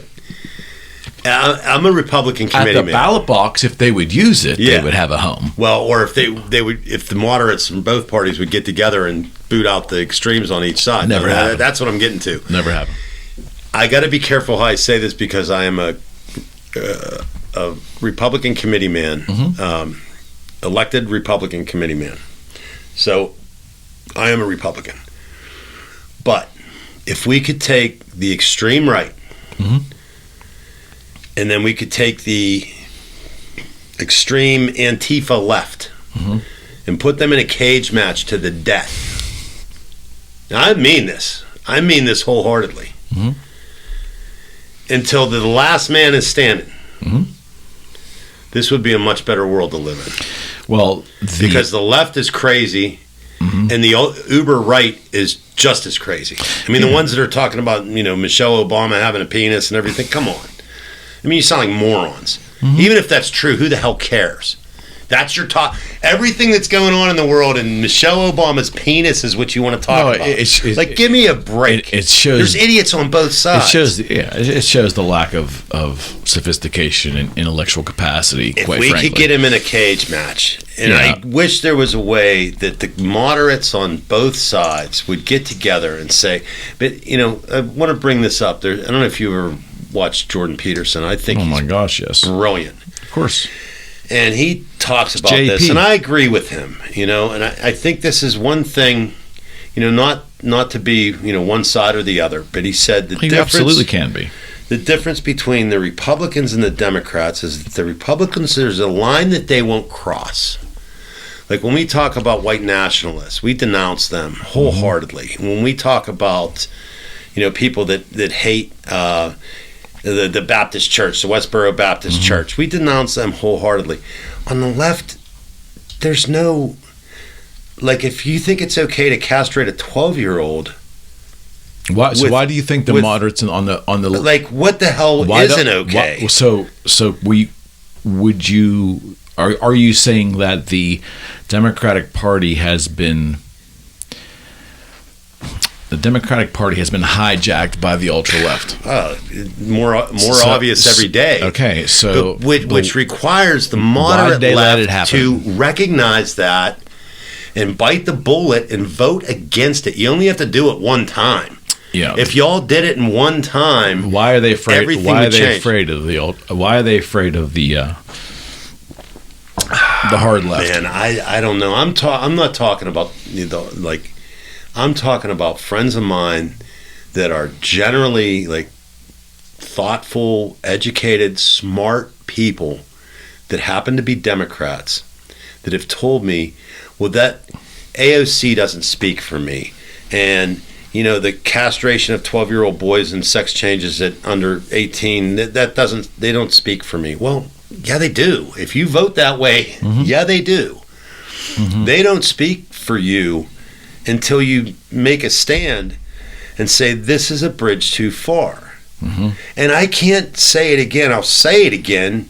Castrating 12-year-olds with parental consent to change their gender. What in the hell are we doing? You can broaden the term. It's like there is a movement coming from the ultra left philosophy of this country. I believe it's a very small movement that has been exacerbated and blown up much larger than it actually is. But I think there's a movement that has taken something that we would have 10, 20, 30 years ago thought impossible, which would be the sexualization of children. And I think they are trying to mainstream that, as crazy as that sounds. And they're calling it book banning. Well, and if making sure Hustler magazine doesn't get into the hands of an 8-year-old is book banning, then yeah, book banning. Well, I don't think we're ever. But it's not much different than that. I mean, these are books that talk about sexual activity that they want to make available to kids that are 8, 9, 10, 11, 12 years old. It's the they're trying to normalize it. And that's the scare. Because what do we normalize next? What's next? But I don't think. Well, they keep pushing the envelope, but I think this has been going on for decades. What do they call pedophiles now? It's younger, attracted, younger. Yeah, I think it's because in some countries, I think, but they're adopting positions that in some countries they define it differently, and they're trying to. But again, when I say the ultra left, it's such a small but extremely loud group of quote unquote. But I don't see anybody from the middle stepping up and saying, "Wait a minute, stop there." And that's where I was going with it. Where are they? Well, that's where I was going with it. Why is a good swath of your more moderate Democratic voters afraid to stand up to them? That's my question. Now, conversely, for the same reason the Republicans are afraid to step up to the religious right and get them to stop fighting abortion. Because we're not going to win another election until we stop fighting abortion and we start talking about the options of adoption. Instead of being anti-abortion, we become pro-adoption or pro something. I mean, we do the same thing. The Republicans talk about don't tread on me, stay out of my business. Absolutely. You get out of my bedroom. It's none of your business what I drink or smoke or touch. And then abortion. Well, yeah, it is my business to tell you what to do with your uterus. It's insane. Insane. So you've got, and again, as a elected Republican committee man, I say that to some of my constituents. I had somebody tell me I should be ashamed of myself for feeling that way. But I'm telling you, a large portion of the Republican Party, and I know this because I know most of the elected Republican people feel the same way. That this abortion issue, we've got to let poly pansexual have her abortion. What in the hell why are we fighting this? Why are we telling this purple-haired freak that they it's a loser. Come on. It is a loser. It's a loser for a lot of reasons. It's a loser, forcing someone to have a child that's going to be raised like that. Are we crazy? And when I say we, I mean we. I'm not going to put that on you. But yeah, both sides, and that's when I get back to my cage match thought. These people are holding back the right, and keeping the moderates and the right at bay, and then the left is doing the same thing. The radical left is keeping the moderate left. But here's the thing: this is the crazy part about it. Instead of the moderate left and the moderate right getting together and telling these two to hit the road. Well, how does that happen? I can't blame the ultra left and the ultra right. I can't blame them because we, the majority, have given them permission to hijack our parties. We've given them permission. It's the craziest thing in the world. The ultra left and the ultra right, they basically have no philosophy. It changes with the wind, and they basically take whims that they have, the flavor of the emotional thought they have that week, and then they try to throw that into the center and then demand that we capitulate. And guess what? We do. Not often, but we do enough of it to cause disruption in society. It's our fault. It isn't their fault. Right. It's done in steps. That's what they do. It's very small steps. We have capitulated. We have created the monster, but we are the majority on both parties. The masses, the moderates on both parties are the majority. We don't act like it. Now, do we not act like it because of indifference? Do we not act like it because we are intimidated with violence or anything else? I don't know. I don't have an answer. Well, we talked about it earlier. You told me about your friend that said, and this comes up a lot. My parents were Democrats. I've always been a Democrat. I can't vote for a Republican. And then there's Republicans that feel the same way. Now, I look at a guy like Joe Manchin. I could vote for him. Mm-hmm. There's plenty of Democrats that I could vote. I wouldn't say plenty. There's some Democrats that I could vote for. No, of course, I'm not legally allowed to do that as an elected Republican committee man. I'm supposed to push our candidates no matter who they are. Mm-hmm. But then when you get a candidate like Doug Mastriano, who runs his campaign like some revivalist Baptist church, like what the hell? They were, the laying of hands. So why was he the laying of hands? So why was he the nominee? Fasting. There was a group that was fasting for 45 days for Doug. Like this is kind of. Well, why is he the nominee? Because enough people in the Republican Party voted him in. I mean, I can't answer for those people. You see what I'm trying to say? Primary, and the same thing with Democrats, like Fetterman. Like who in their right mind, regardless of the philosophy, would have looked at what happened to that man, like physically, and what he was going through, and how he was compromised, and then not say, you know what, I'm not putting a person of sound capacity in there. But part of that, was they kept him out of the public view from May until that first debate. Nobody saw him on TV. Well, that was the strategy. That was the strategy. But I'm saying we still voted him in. The media should have demanded in May that we talk to John Fetterman so that we can see if he's of sound mind and body. Our president hid in the basement. But they didn't. I know, and he didn't. He didn't campaign so we know that's going to happen. I know, but what I'm saying, Pennsylvania did that. Where again, the voting masses have no one to blame but themselves. They listen to the extremes and they're intimidated by the extremes, and they basically capitulate. I honestly don't have any other explanation, because we have taken people's whims, and they have demanded that society capitulate to basically, I don't know, to basically make them feel better about things, right? To get their way. And we haven't done it globally, but there's been pockets in society where we've made the change. And over time, this is not going to bear well for us. At some point, the moderates in the country, need to reassert themselves. Well, I think that might be coming. The polling. I think that might be coming. Boxes. I think we might have seen a little bit of that in this last election.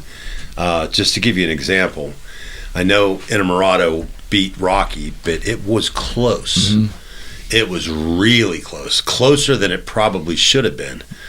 Zappala beat Dugan, so the message of safety and having a district attorney that is going to prosecute all crimes, not just the ones they think they should prosecute and let the rest of them go, that was a positive. In my community, Chartiers Valley School District. So you've got Bridgeville, Collier, Scott, and Heidelberg. I'm the Heidelberg chair. Those 4 communities make up Chartiers Valley School District. We swept all 5 school district seats for the Republicans. All 5. And we kicked out the incumbent who wasn't elected, who was appointed when someone else dropped out. The incumbent Democrat, she's out. She voted for every tax increase the whole time she was in there. So we've had tax increases for the last 5 years in a row. And they were straight down party lines. Democrats voted for the tax increase, Republicans voted against it. Well, now we have a 6-3 advantage at Chartiers Valley School District. So we'll be voting against school. We'll be cutting classes that are wasteful, Spanish. Do you know how many kids that graduate Chartiers Valley can speak fluent Spanish? None of them. All right, maybe 10. They did a little survey. They start teaching Spanish at like 6th grade. None of the kids know it. Why are we spending money on this? Is it the popular thing to do because everybody had to learn Spanish because we had all these Spanish-speaking people pouring over our borders? I have no idea. But, there's one example of something that they could cut. Now back to the commissioner and council seats. Bridgeville ran 3 Republicans against 3 Democrat incumbents. All 3 Republicans won. 2 Republicans in Collier ran against 1 Democrat. Both Republicans won. We picked up a Republican seat in Heidelberg, and the Republican that was in position in Scott remained. That's a pretty good. That's bodes well for the Republicans. And it's not the Republicans. It's the people that are saying, wait a minute. Something's wrong here. I hope that's what's happening. I know I hated Trump. I hope that's what's happening. I know I hated Trump. But damn, it's worse now. Things are crazy. I'm not cool with kids changing their gender at 12 years old. Something's rubbing me the wrong way here with that. I'm not sure I can side with this group anymore. I'm hoping that's what this is, because there's going to come a point where they're going to take it a step too far. Like I think they already have, but here we are, and we still have Fetterman and DeLuzio and Shapiro. Again, I think it comes down to philosophy. Well, it comes down to abortion too. I mean, that abortion thing killed us bad. Well, it's a lesson. Especially now that it's a state issue. So now these state races, for Supreme Court, for, all these we lost every judge. Well, it's a lesson that the Republicans should have learned 20 years ago. Yep. At least 20 years ago. They should have let it go. But the religious right won't let them. Well, it's the religious right that's holding this up. I'm telling you. And that's a problem. It's a problem with your party. That sure is. You know what I mean? It's like, I'm just saying. And again, I'm going to catch all kinds of shit for saying it, but I don't really care, because we can either start winning, elections again, or we can't. And that's anybody that wants to say that it's not abortion. Well, I think the statistics. Keep telling yourself that. It proves, because it absolutely is. I watched women walk in to vote last year that came out with laser beam eyes at me when they saw my Republican, just looking at me like, how dare you? And I kind of don't blame them. I don't blame them What either. they do is their business. I'm big on minding my own business. And I'm big on people minding their own business when it comes to me and what I want to do with my personal life, with an adult, a consenting adult. I think that the government should stay out. We talked about it. I'm a libertarian at heart. If the Libertarian Party wasn't so crazy, I'd be a libertarian. I'd be registered libertarian. But they're out of their minds. They got everything from the Green Party idiots to... What's this no-name party? What's it? You said who knows? These third parties. Although, I famously voted for Ross Perot back in the day. That was my first foray into the thought of... 92? Maybe we should have a businessman as our president. I think. Wouldn't it be great if we had a businessman as our president? You got your wish. Someone that did some business one time before in their life and had to negotiate something just once, maybe 100 times. And again, there's an example right there. Come on. Term this limits. Potato we have in there now, what has he ever done? What has he ever created? What marketing campaign has he ever put together? He did not bother me. He did not bother me in his early years, and when I was following him as a younger person, because I remember when he got caught lying. Oh yeah, well he always plagiarized. He always lied, always in big ways as well. But grandiose lies too. But he was what you would definitely consider to be, for most of his career, a moderate Democrat. He was. He never embraced the ultra left when he was a younger man. He never did. He's on record, talking about the racial jungle. Yeah, I would say that he was. Yeah, he said a lot of racist shit in his day. Oh no my doubt God, about it. like which is not tolerable at all. No, it's not. And it definitely is not associated with being a moderate. He gets a pass. He does. He gets a pass for that. Because we, the masses, selectively choose who we give passes to and who we destroy. I mean, I'm not ever going to be a Trump cheerleader. I voted for him last time. I'll probably vote for him again. But I'm not one of those people that looks at him like he's my Lord and Savior. Mm-hmm.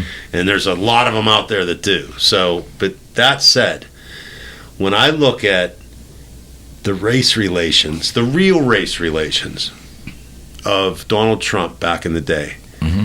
just photos of him with Mike Tyson and Reverend Al Sharpton and hand in hand and arms around each mm-hmm. other, and boy, he sure doesn't look like a racist. Well, I don't know where that narrative came from. Oh, I know where it came. It was created just the same way we created, many other narratives. Well, we called him a racist. Him being a Russian spy, which we found out was a complete. He became a racist in the eyes of some when he became a politician.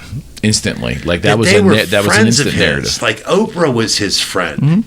These people turned on him. Why? I'll never understand that. And then, the feeble-minded, they just parroted everything. He's a Russian spy. Russian spy. I mean, you would have to be a moron at this point in your life to think that man was a Russian spy. For the 4 years that he was in office, there were no Russian intrusions into any other country. Mm-hmm. There were no wars. We had Putin sat on his hands. Mm-hmm. And you want to lead me to believe that the minute he was out of the office, Putin invades Ukraine, mm-hmm. and Trump was the Russian spy. One hell of a coincidence. Come on, man. Now, and it just happens to be the country that's being attacked is the country that Hunter Biden worked for with the oil companies in mm-hmm. Ukraine. Mm-hmm. They also happen to be the same country that Joe, on video, said, well, I told them they had to fire the prosecutor or they weren't going to get the aid. Mm-hmm. And they fired the prosecutor. Well, those are inconvenient facts, my friend. They are facts. Inconvenient facts. Inconvenient facts. But Trump was a Russian spy. And again, I'm never going to be his biggest cheerleader because he made some mistakes too. The stuff that he did with COVID, he got buffaloed just like the rest of us into thinking that this was some kind of big deal. I just find it crazy. We were all going to die. We demand perfection from the people we don't like, but we give a pass to those we do like. Oh yeah, it's just like you extend what you do in your real life into your view of politics. It's like the business world. It's no different than the business world as well. You've got somebody that can't sell their way out of a wet paper bag, that they get handed leads and they get help. Mm-hmm. They have managers go with them and close business mm-hmm. with them, and then they congratulate mm-hmm. the rep for closing the business mm-hmm. when the rep would just sat there and twiddled their thumbs the whole time. And they get congratulated, but the guy that went out there and got in his car and drove to Wexford and knocked on the damn door until the guy answered gets nothing. Let me ask you this. What do you think is going to happen as we move forward here? Do you think that Biden will actually be the nominee? Do you think that the $1 million question? Do you think that one or two of these lawsuits may go bad for Trump, and if he is actually charged, now we have a constitutional crisis. If he ends up being the nominee, this could all happen in this timeline to November. And meaning you could have a man elected president of the United States who just was indicted on felonies. So we have a very interesting scenario. Nobody's asked me that question before. And boy, is it a tough one to answer. Okay, let me try and break it into pieces. I don't think that they are going to allow Joe Biden to run.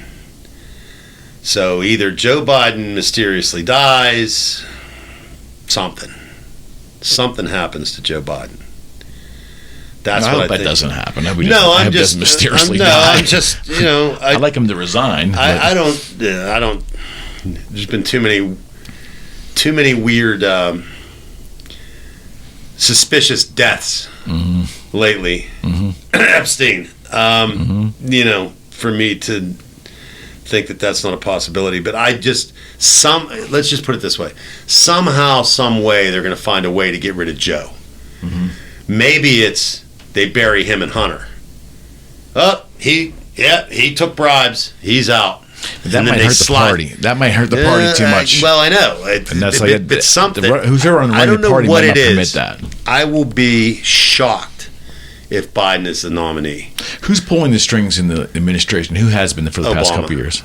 You think? And Rice. Obama and Valerie Jarrett. I'm sorry. Obama and Valerie Jarrett. You don't think Susan Rice is involved in this? Oh, probably. Because Clapper and Brennan, and I think that's my suspicion. I think they're all still involved in it. I mean, remember when 22 or 30 intelligence experts came out and said that Hunter Biden's laptop was Russian disinformation? Remember that? Yeah. That was Clapper, Brennan, Panetta, Leon Panetta, guy that worked for Bush. They all lied about it. It wasn't Russian disinformation. And it's all swept under the rug. We don't talk about that anymore. We had 30 of our United States intelligence experts, former Secretary of Defense, these people came out and lied to our face. And this is what I honestly feel. And nobody gives a shit. This is what I feel. I feel that there is insanity in all of that, and I feel that there's continual lies and bullshit attached to Donald Trump completely coming in from his opposition. The problem I have is in my opinion, he's not the right guy for the job because he is incapable of understanding that he is a self-perpetuating mess. Every time he opens his mouth, he encourages 100 more enemies. But part of that is because everybody is waiting to pounce. It doesn't matter what he says. He created the environment. He could burp on camera, and that would just. His caustic nature created the environment. I don't disagree with that. And because nothing, as a matter of fact, what I project will be a more caustic beast in there once he wins. I do think he's going to win, unless he's in jail. I think it's all kind of lining up right now. Even if Newsom jumps in, I think Trump is going to win this thing. A more caustic beast is going to be there. And while I philosophically am in alignment with most of his policies as a 4-year president, his way of dealing with humans, I think he may go punitive on the other side. And that is another legal jeopardy he will put himself and his administration. That's what I fear. That's why I'd like to see another candidate that's not Democrat right now, that is definitely a conservative or a moderate conservative, whether it's Haley or DeSantis, whoever it is, someone that can be more of a unifier, maybe, or at least non-controversial. Yeah, but at I least don't think knows that's gonna what the right. I don't think it'll happen either. Yeah, at least knows what the right to do. I felt the same way for a while. I was open to the thought of a different Republican nominee, but when I saw how overwhelming the lead is for Trump, he's going to get the nomination. Unless he's in prison. We better just, but to answer your question on that, what were my thoughts on that? Honestly, how many times have they tried to get him on some kind of charge, going all the way back to the Russian spy, Putin, an agent of Vladimir Putin. He wasn't indicted. He wasn't indicted for any. I mean, he's won every legal battle, but he wasn't indicted. Like, he wasn't there with a felony, and now he's got 5 of them. And I something tells me he's going to get out of these too. I agree with you that I don't think any of them are solid at all. No. I'm an outsider looking in, and that's not a judgment on him as a human. I'm just saying, from what I can see of it, it surely looks politically motivated, and Oh, I think no that, question and I about think it. that, well, I think there's not only is that an easy assumption, but I think it actually looks the way it's being adjudicated as being politically motivated.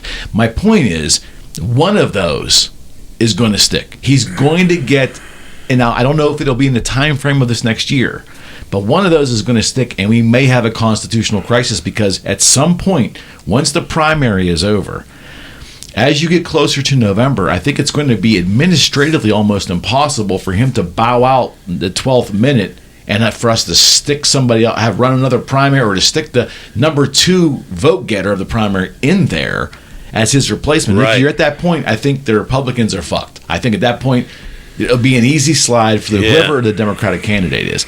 So what I'm saying is, once again, the potential is there for Donald Trump to fuck the Republican Party.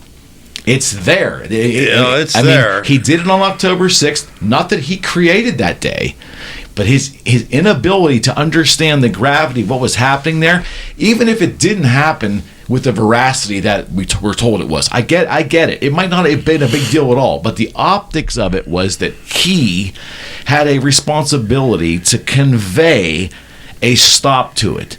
He didn't do it. He couldn't. There were a lot of mistakes made could- because of his bravado and because he was pissed off.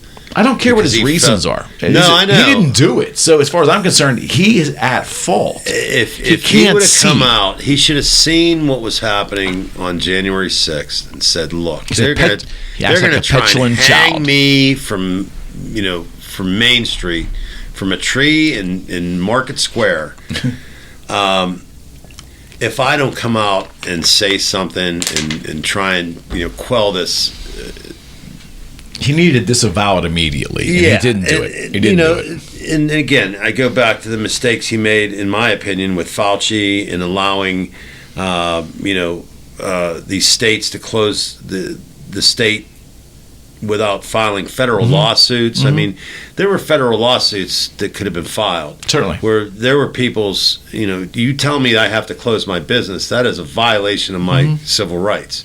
That's a violation of my personal rights. But the way the Democratic Party... There were so many mistakes he made, and a lot of it is because that New York bravado. I hate people from New York because they got that fucking attitude like, hey, forget about it, I smack you in the face. Well, you know what? That's fine. That's fine to have that kind of attitude sometimes. But when you're the president of the United States... So why do you want him as your nominee? I'm not saying that I do. He's going to be the nominee, so I might as well vote for him. I mean, what am I going to do? Vote for Nikki Haley or DeSantis is a waste of a vote.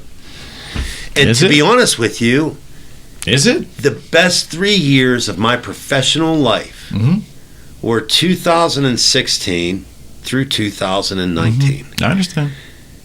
And I I'm not get the it. only one. I I'm get not it. the only one. I've talked to hundreds of people. My next door neighbor, the guy that lives behind me, is in the construction business.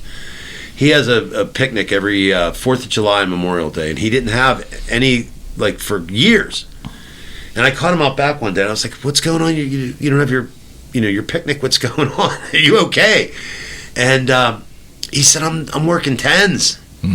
I got so much work, I didn't have time to do it." And I had Beaver County Tourism. I still had Baker's Waterproofing. I believe I still had, back in those days, I still had Pittsburgh Dental Spa and Sleep Pittsburgh. I lost Beaver County Tourism because of COVID. Beaver County was the last county in the state to go from red, this bullshit red, I remember. yellow, I green. remember. Get the fuck out of here. I remember. That losing that account cost me $22,000 a year.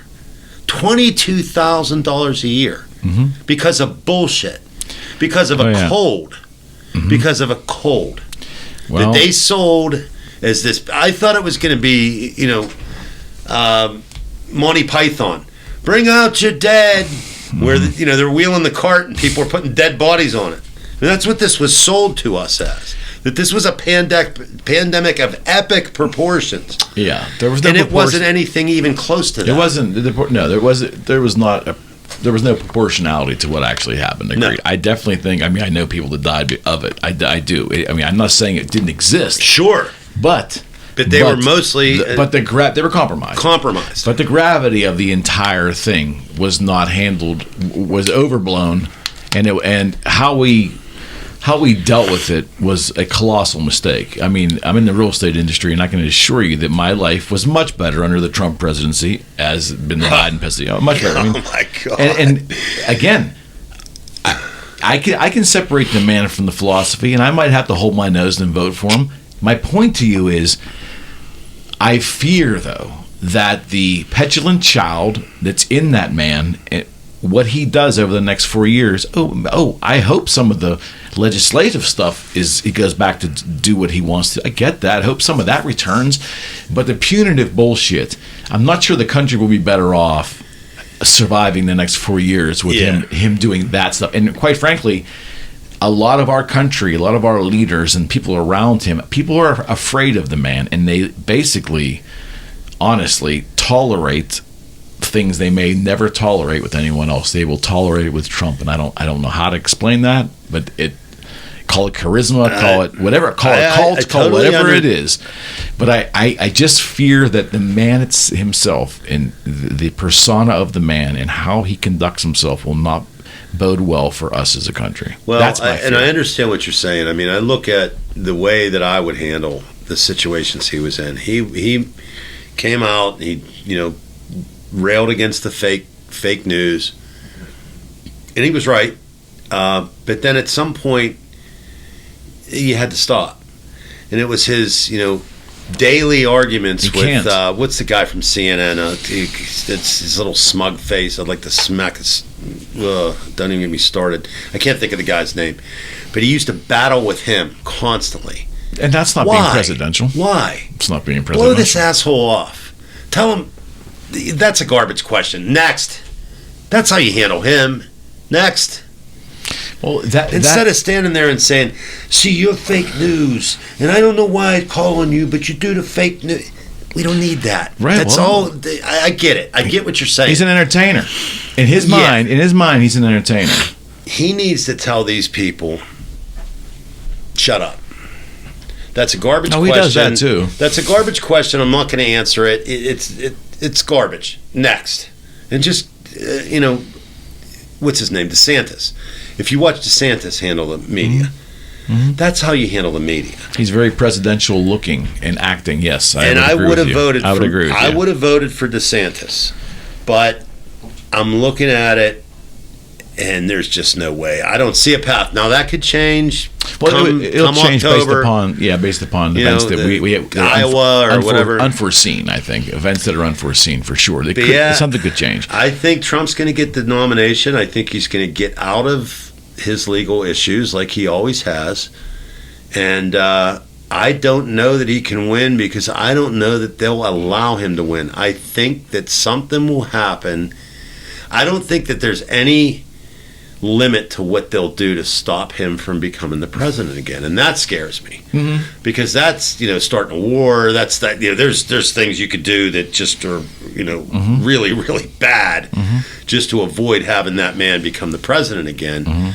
And I don't think I wouldn't put it past anybody. I mean, in my lifetime I have watched an outgoing president plan a lie in the media about the incoming president being a Russian spy.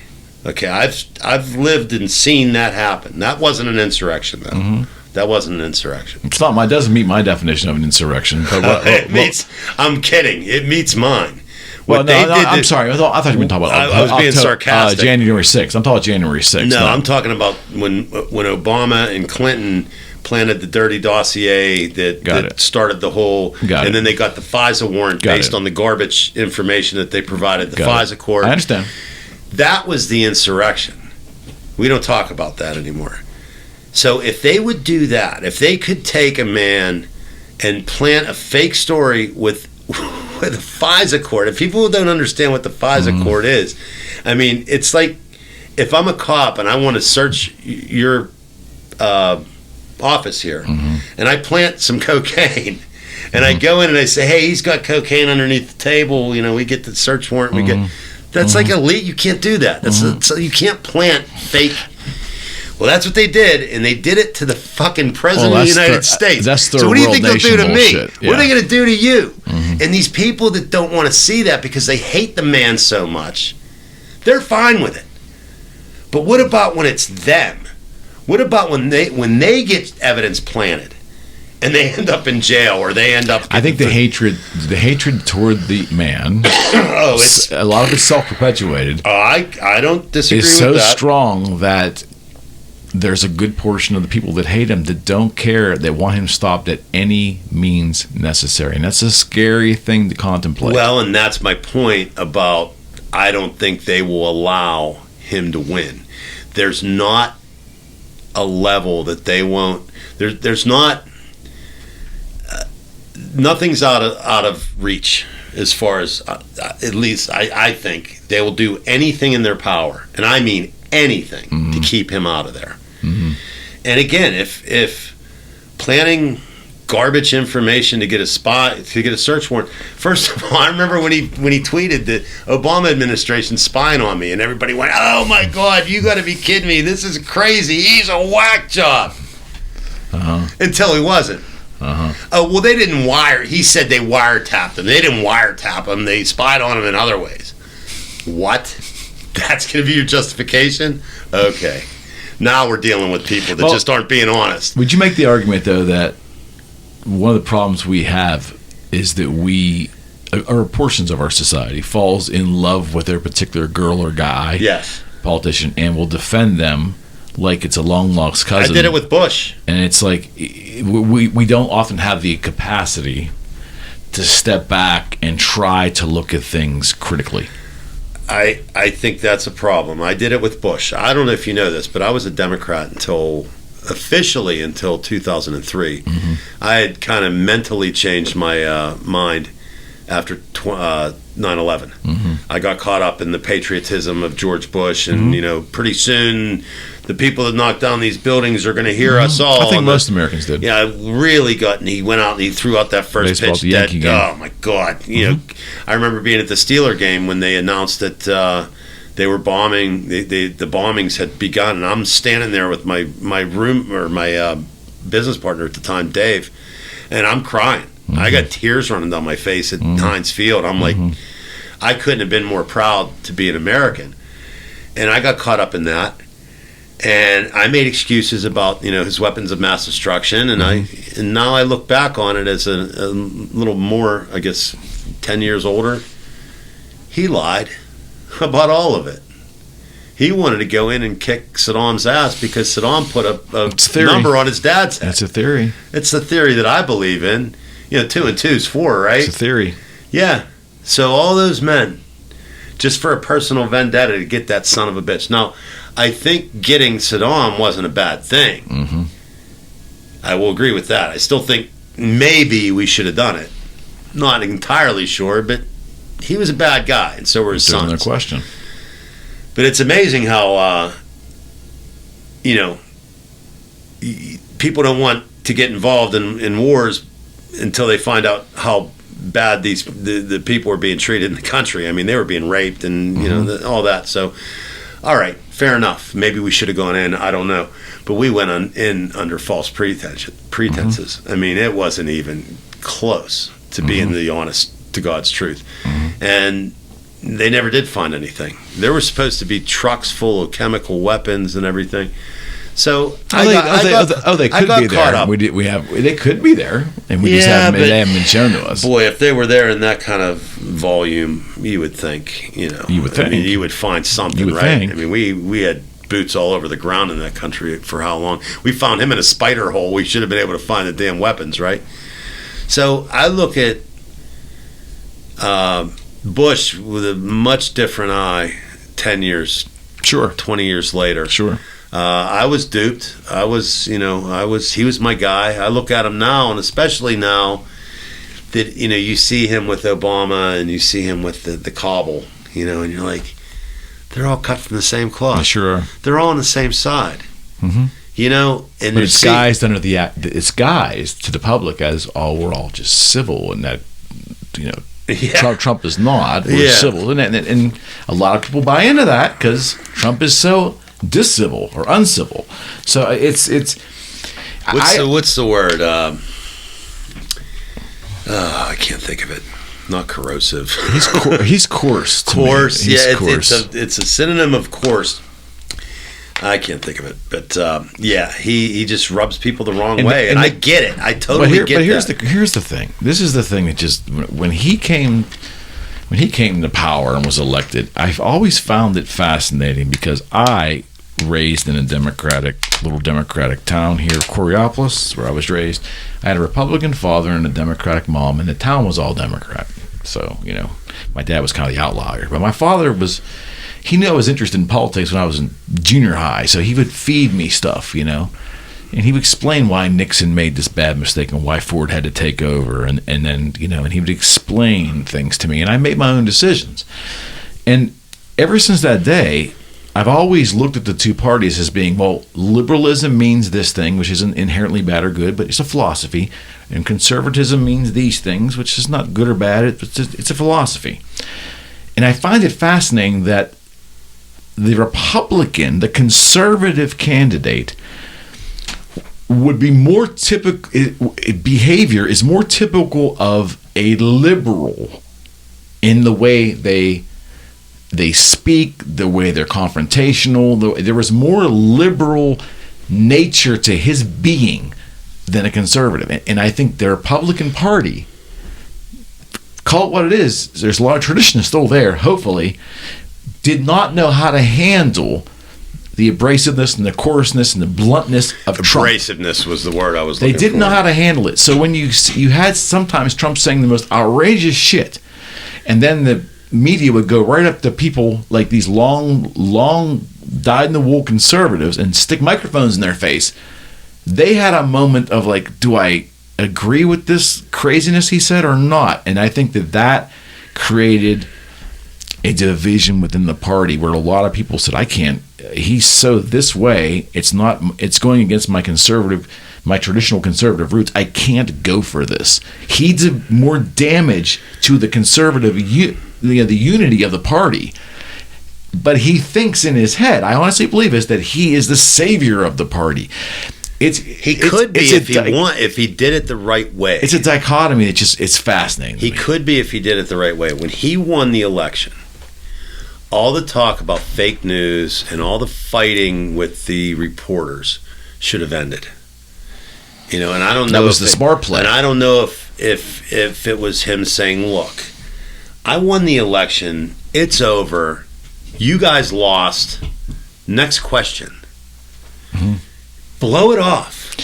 I'm not saying you don't answer the questions. Hey, nobody answered more questions than that guy for the 4 years he was in office. He was too. If he walked from the White House available to Air Force, whatever. Well, it was Air Force One, the helicopter. If he was in it, when he walked to that helicopter, he answered questions every time. Mm-hmm. You're lucky if Biden stops. Mm-hmm. He doesn't do anything off the cuff, mm-hmm.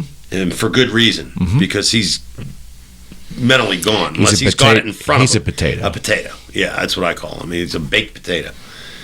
But Trump answered questions. Sometimes I wish he hadn't. No, he was too available. I wish he would have shut up sometimes and just not answered anything. Well, I don't think he understood what it meant to be presidential. The concept of decorum, right? I don't find decorum fake. I don't find decorum a falsehood. I find decorum the appropriate way, in my humble opinion, to deal with others, especially in a government setting like that, especially in the way you convey your image. He had no fucking idea what would be best for the country and how the best way for the country to view him, right? He fought. He wants to be a savior. He wanted to fight every chance he got. But he already won. Yeah, right, exactly. He was in the position, now he can do things his way, and now he can compromise and be a statesman. It was all sitting out there for him to do, and he would have walked into his second term had he done that. But everything was a struggle. Everything was a confrontational struggle. Now, behind the scenes, there was there was a 4-year period of some pretty good legislation, some pretty good pulling back of regulations and easing on business. The Abraham Accords in the Middle East, the Abraham Accords never get talked about. It was all laid out there. And if that was Jimmy Carter that would have signed the Abraham Accords, it would have been as big a deal as Menachem Begin. But again, it's Anwar Trump's Sadat. fault that it's not. Well, I disagree with that. I think the media just refused to cover that. I mean, they gave Obama a Nobel Prize for doing for drone striking American citizens without a warrant. Agreed. And this man didn't. The Nobel. I mean, they didn't even consider it. And it's probably one of the most peaceful accords that's ever been passed. But think about this. You know that most, and maybe the reason that the whole area is not in flames right now. Most of the quote unquote mainstream media, most of it is not is liberal biased. That's an assumption. You can even ask the mainstream media; they'll admit it. We talked about Valerie Jarrett. Yes. Right? Valerie, Yes. Valerie Jarrett is Obama's right hand. Guess what her daughter does for a living? She's probably tied at one of the news outlets. She's with NBC. She's on every morning on the Today Show. Of course. Just their last name's Jarrett. So they don't even hide it. But my thing is, are you kidding me? They don't even hide it anymore. Valerie Jarrett's daughter is a reporter for NBC. Well, what side do you think she's going to be on? Don't you think the former spokesperson for Biden, the White House, she's got her own show. Well, she has her own show on MSNBC now. I know. So what? Back again to my point. Trump knew that the media was against him from day one, but he won. At that moment, anything you do they're going to come for you, but it's how you respond. Don't let them. Don't let them get you. He went nuclear. He did all the time. And what did it get him? And you can make the argument. What did it get the rest of the nation? What did it get us? That's my thing. He is an enigma because for the good that was done, he literally blew it up by his own petulant behavior. That's why I don't think in the long run we'll be better off once he gets reelected. I just don't see it. I hope we disagree on that one. I hope he can get his bullshit together. I hope and think that January 6th has hopefully changed him, and he starts to realize that you got to play the fucking game a little bit. Mm-hmm. And that's. We talked about it in the media business, sell inside like you sell outside. Sometimes you got to play the game. I don't like the game, but I didn't make the rules to the game.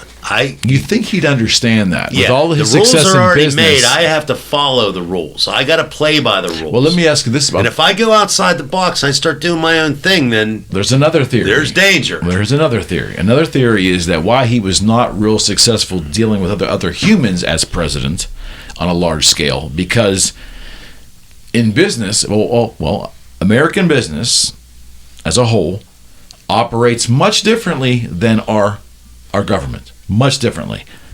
Unfortunately. He was a master. He was a master in business and was very successful. The facts are there, right? But you can't immediately take that nature of how you dealt with that arena and then apply it to government, because they're going to push back because they don't operate that way. Right. You have to compromise. And a president's job to get a bill passed is he's got to get on the phone and call Democratic senators, and he's got to make an appeal. Even if he loses, he's got to make an appeal for their vote. You have to be a statesman at some point. And I don't know if he is capable of compromise in a big way like that. Yeah, I just don't know. I think he can. I don't think he does it, though. I think his strength is negotiation with enemies. So when it comes to the negotiations he did when he put the tariffs on China, I'm a free enterprise guy. Mm-hmm. So a free enterprise guy, a Milton Friedman guy. Mm-hmm. I'm a big Milton Friedman guy. Mm-hmm.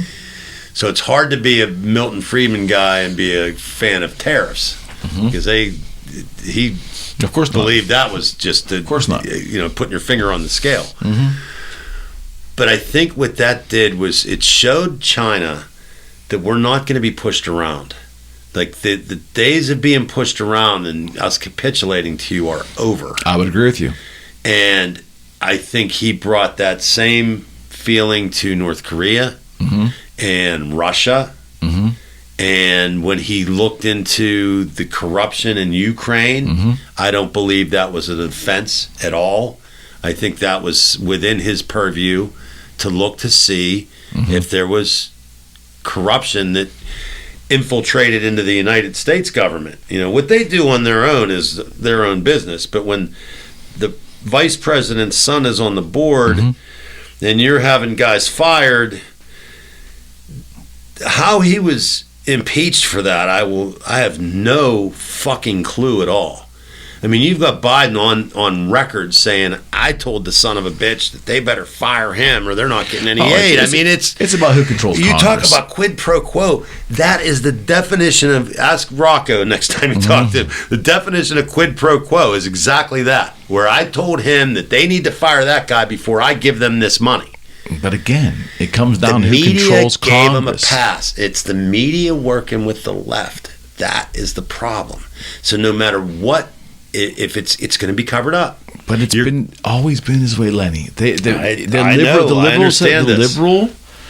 The liberal philosophy in this country, those who subscribe to that, they have had a stranglehold on the bulk of mainstream media. Because you got to put Fox in as part of the mainstream media now, because they've got a huge base. Well, and they've got some different ownership too. So there's some changes. But they also ebb compared to the conglomerates together, working in unison. No doubt. My point is, Tucker Carlson was fired when he was about to, drop a story, and all of a sudden he gets fired. Yeah, but you know what? Makes you wonder. I try not to.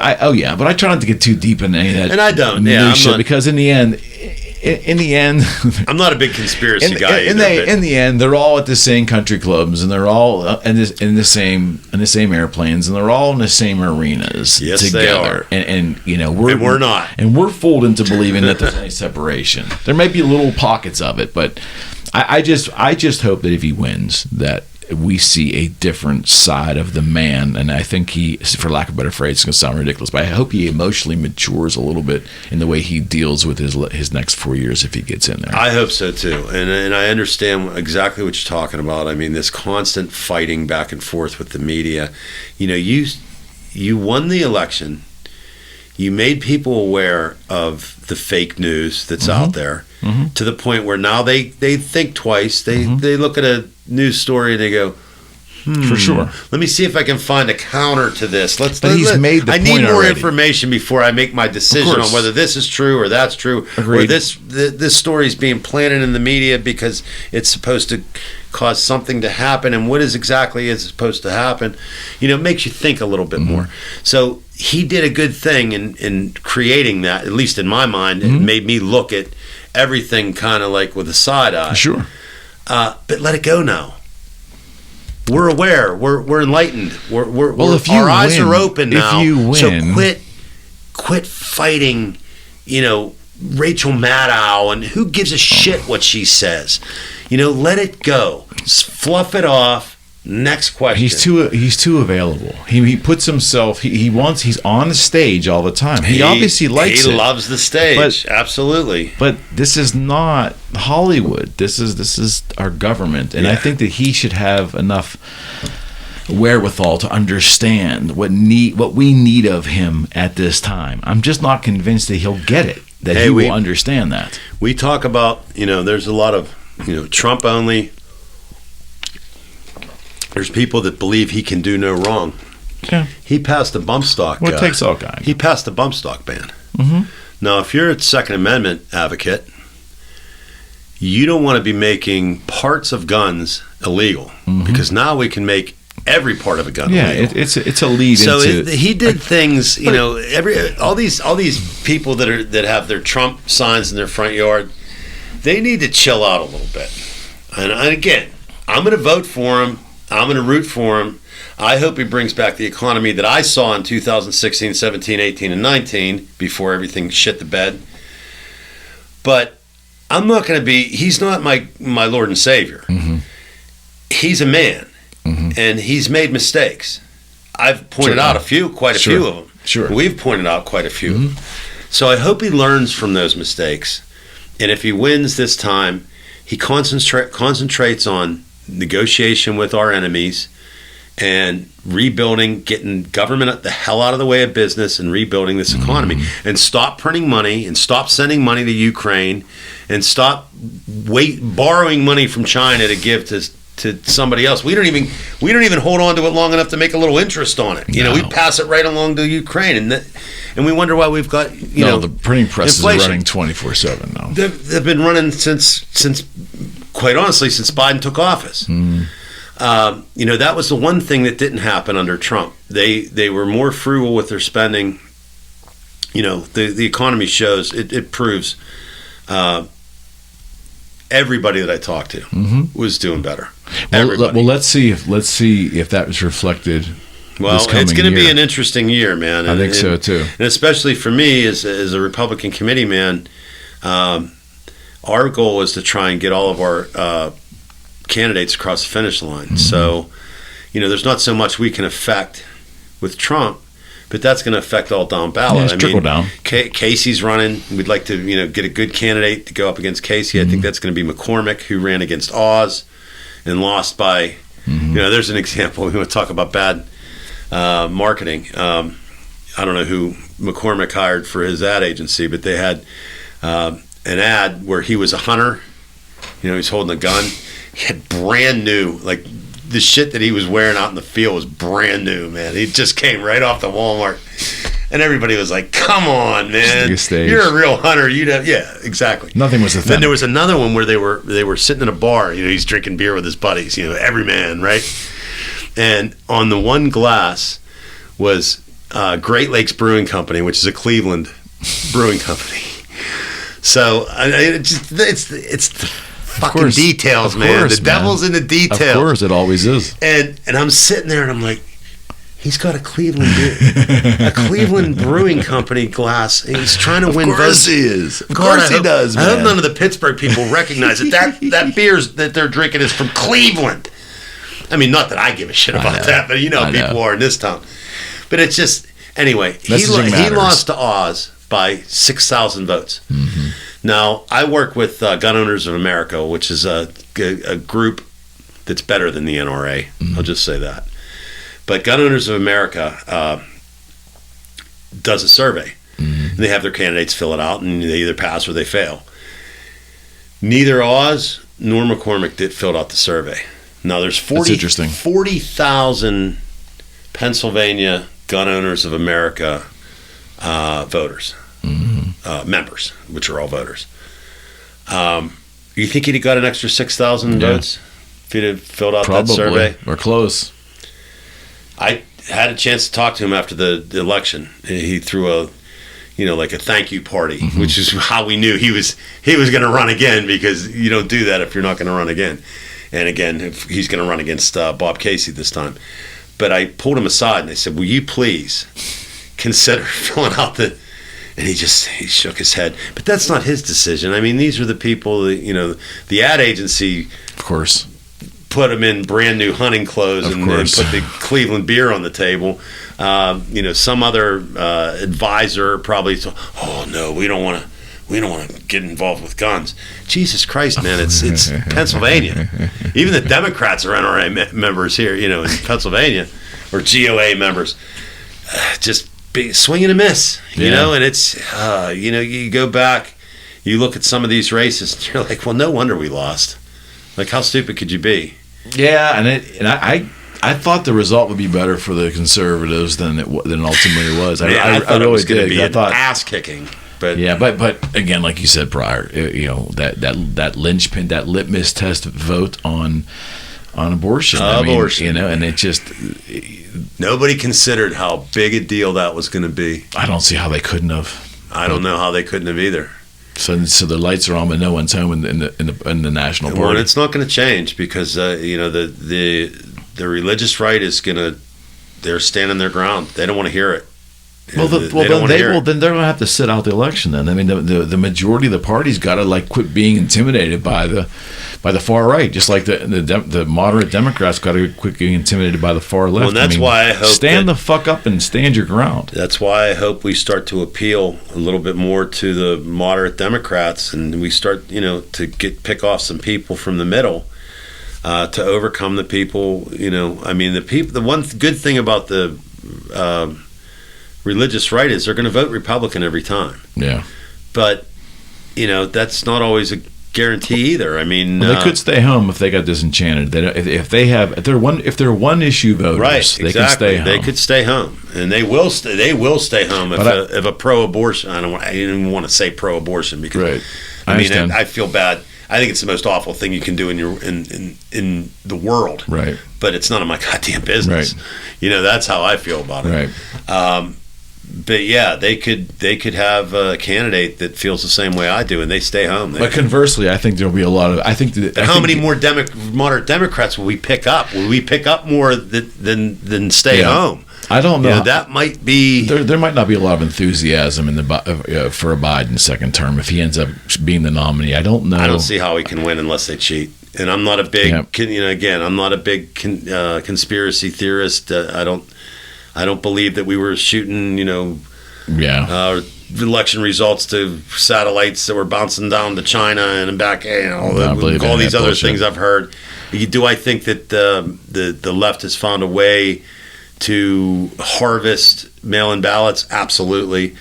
Is it enough? I mean, it's not a stretch for me to believe that there's some fraud there. I just don't. I don't know to what degree. Right. That's all. Exactly. And I mean, it should be pretty cut and dry right now. I mean. There was 2016 through 2019, and there was 2020 through 2024. Which period of your life were you in better shape? Oh, Bill Clinton wrote the ticket on that, man. He came up with that phrase back in 1991 when we started campaigning, or 1992 when he started campaigning. Are you better off? And of course, Bush 1 was driving us through a recession at the time. The economy, were you better off? Exactly. Remember that one? That's it, though. And and now it's reared its ugly head, but in reverse.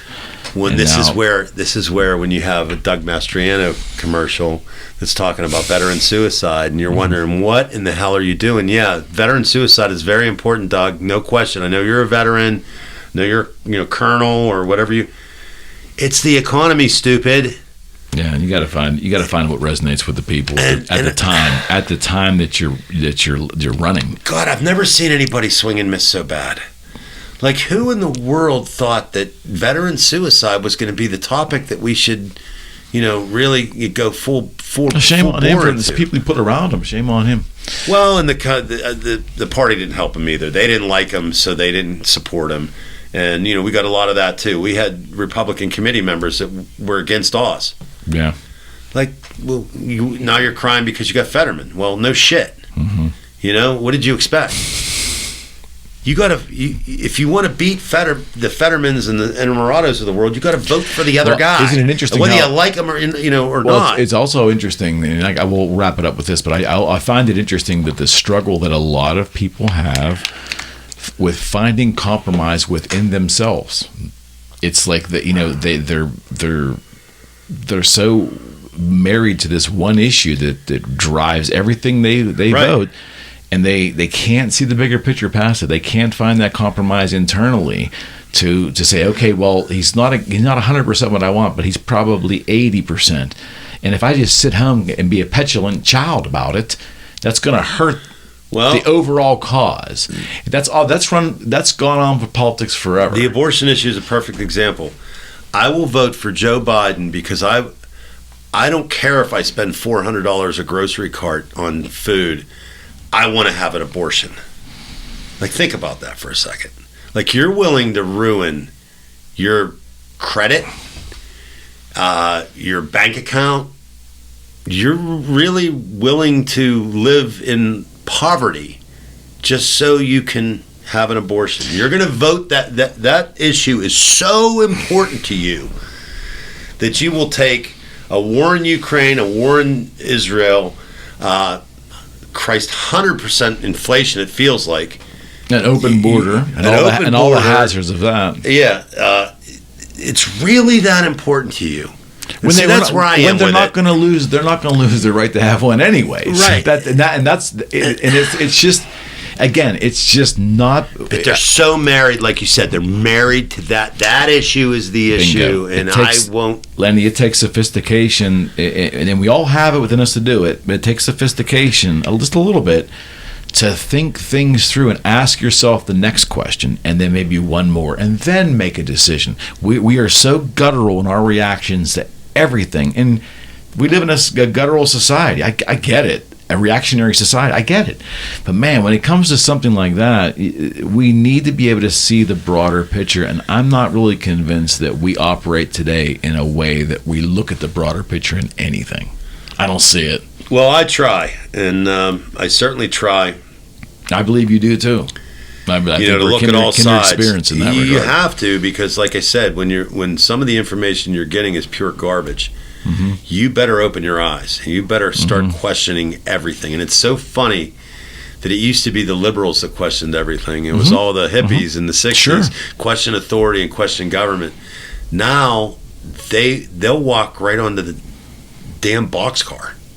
I mean, it's like, wow. I think Johnny Rotten has the greatest quote in that, and I wish I could say it quote for quote, but it's out there. I'll try to post it again tonight. But he basically talks about it used to be the liberals that were the hip and the cool ones, and the Republicans that were the snobby, stuck up, yada yada. But now it's all flipped. Elitists, and now it's the liberals that are the sniveling, complaining elitists. Yeah, it's crazy. It's a great quote because it's so concise, but it's so perfect. And he would be in a position to know because he lived through that era and fought as an ultra left and fought against the monarchy in there. In theory, that's what they were doing. They were, but now he's watched that all come full circle. And it's very interesting. He's very interesting now. Fascinating. He's changed. Yeah, he's not what you would have expected. Fascinating guy. He has done the whole 180. Yes, he has. I'm not a big Johnny Rotten guy, but I do know enough about him that I've seen some of his videos and his interviews. Pretty interesting how he's changed. I think he's just a person who is extremely unvarnished, but he doesn't lie. And so when you go through your life with the philosophy not to lie about anything, no matter if you hurt people's feelings or not. I mean, you and I couldn't live that way. No one really can, but he is so unvarnished that I think he literally, to a fault, will not lie about anything. And so I don't think he cares about the consequences because he knows he's basically acting in a way that's true to himself. And it's a brave way to live. I couldn't do it. Well, and he's still anti-government. He still fights the government, and he doesn't trust the government. That's the one constant that's changed, or that hasn't changed. But for him to go from, I mean, he's pretty conservative, which really shocks the shit out of me. Which used to be the old liberal. I mean, Johnny Rotten is a conservative, but it used to be the old liberal. But the tenets of conservatism today have a lot of the elements of liberalism 30, 40 years ago. It's crazy. All right, partner, we're going to do this again. Did you have fun? All right. Yeah, it was good. It was good. Good time. Thank you for giving me your time. Nice chat. Excellent chat. Thanks for having me. I'm very thorough. And I appreciate you you indulging me in this little venture. No problem, man. We'll do it again. All right. That's fine. All right, partner. All right, thanks. All right, friends. We're out.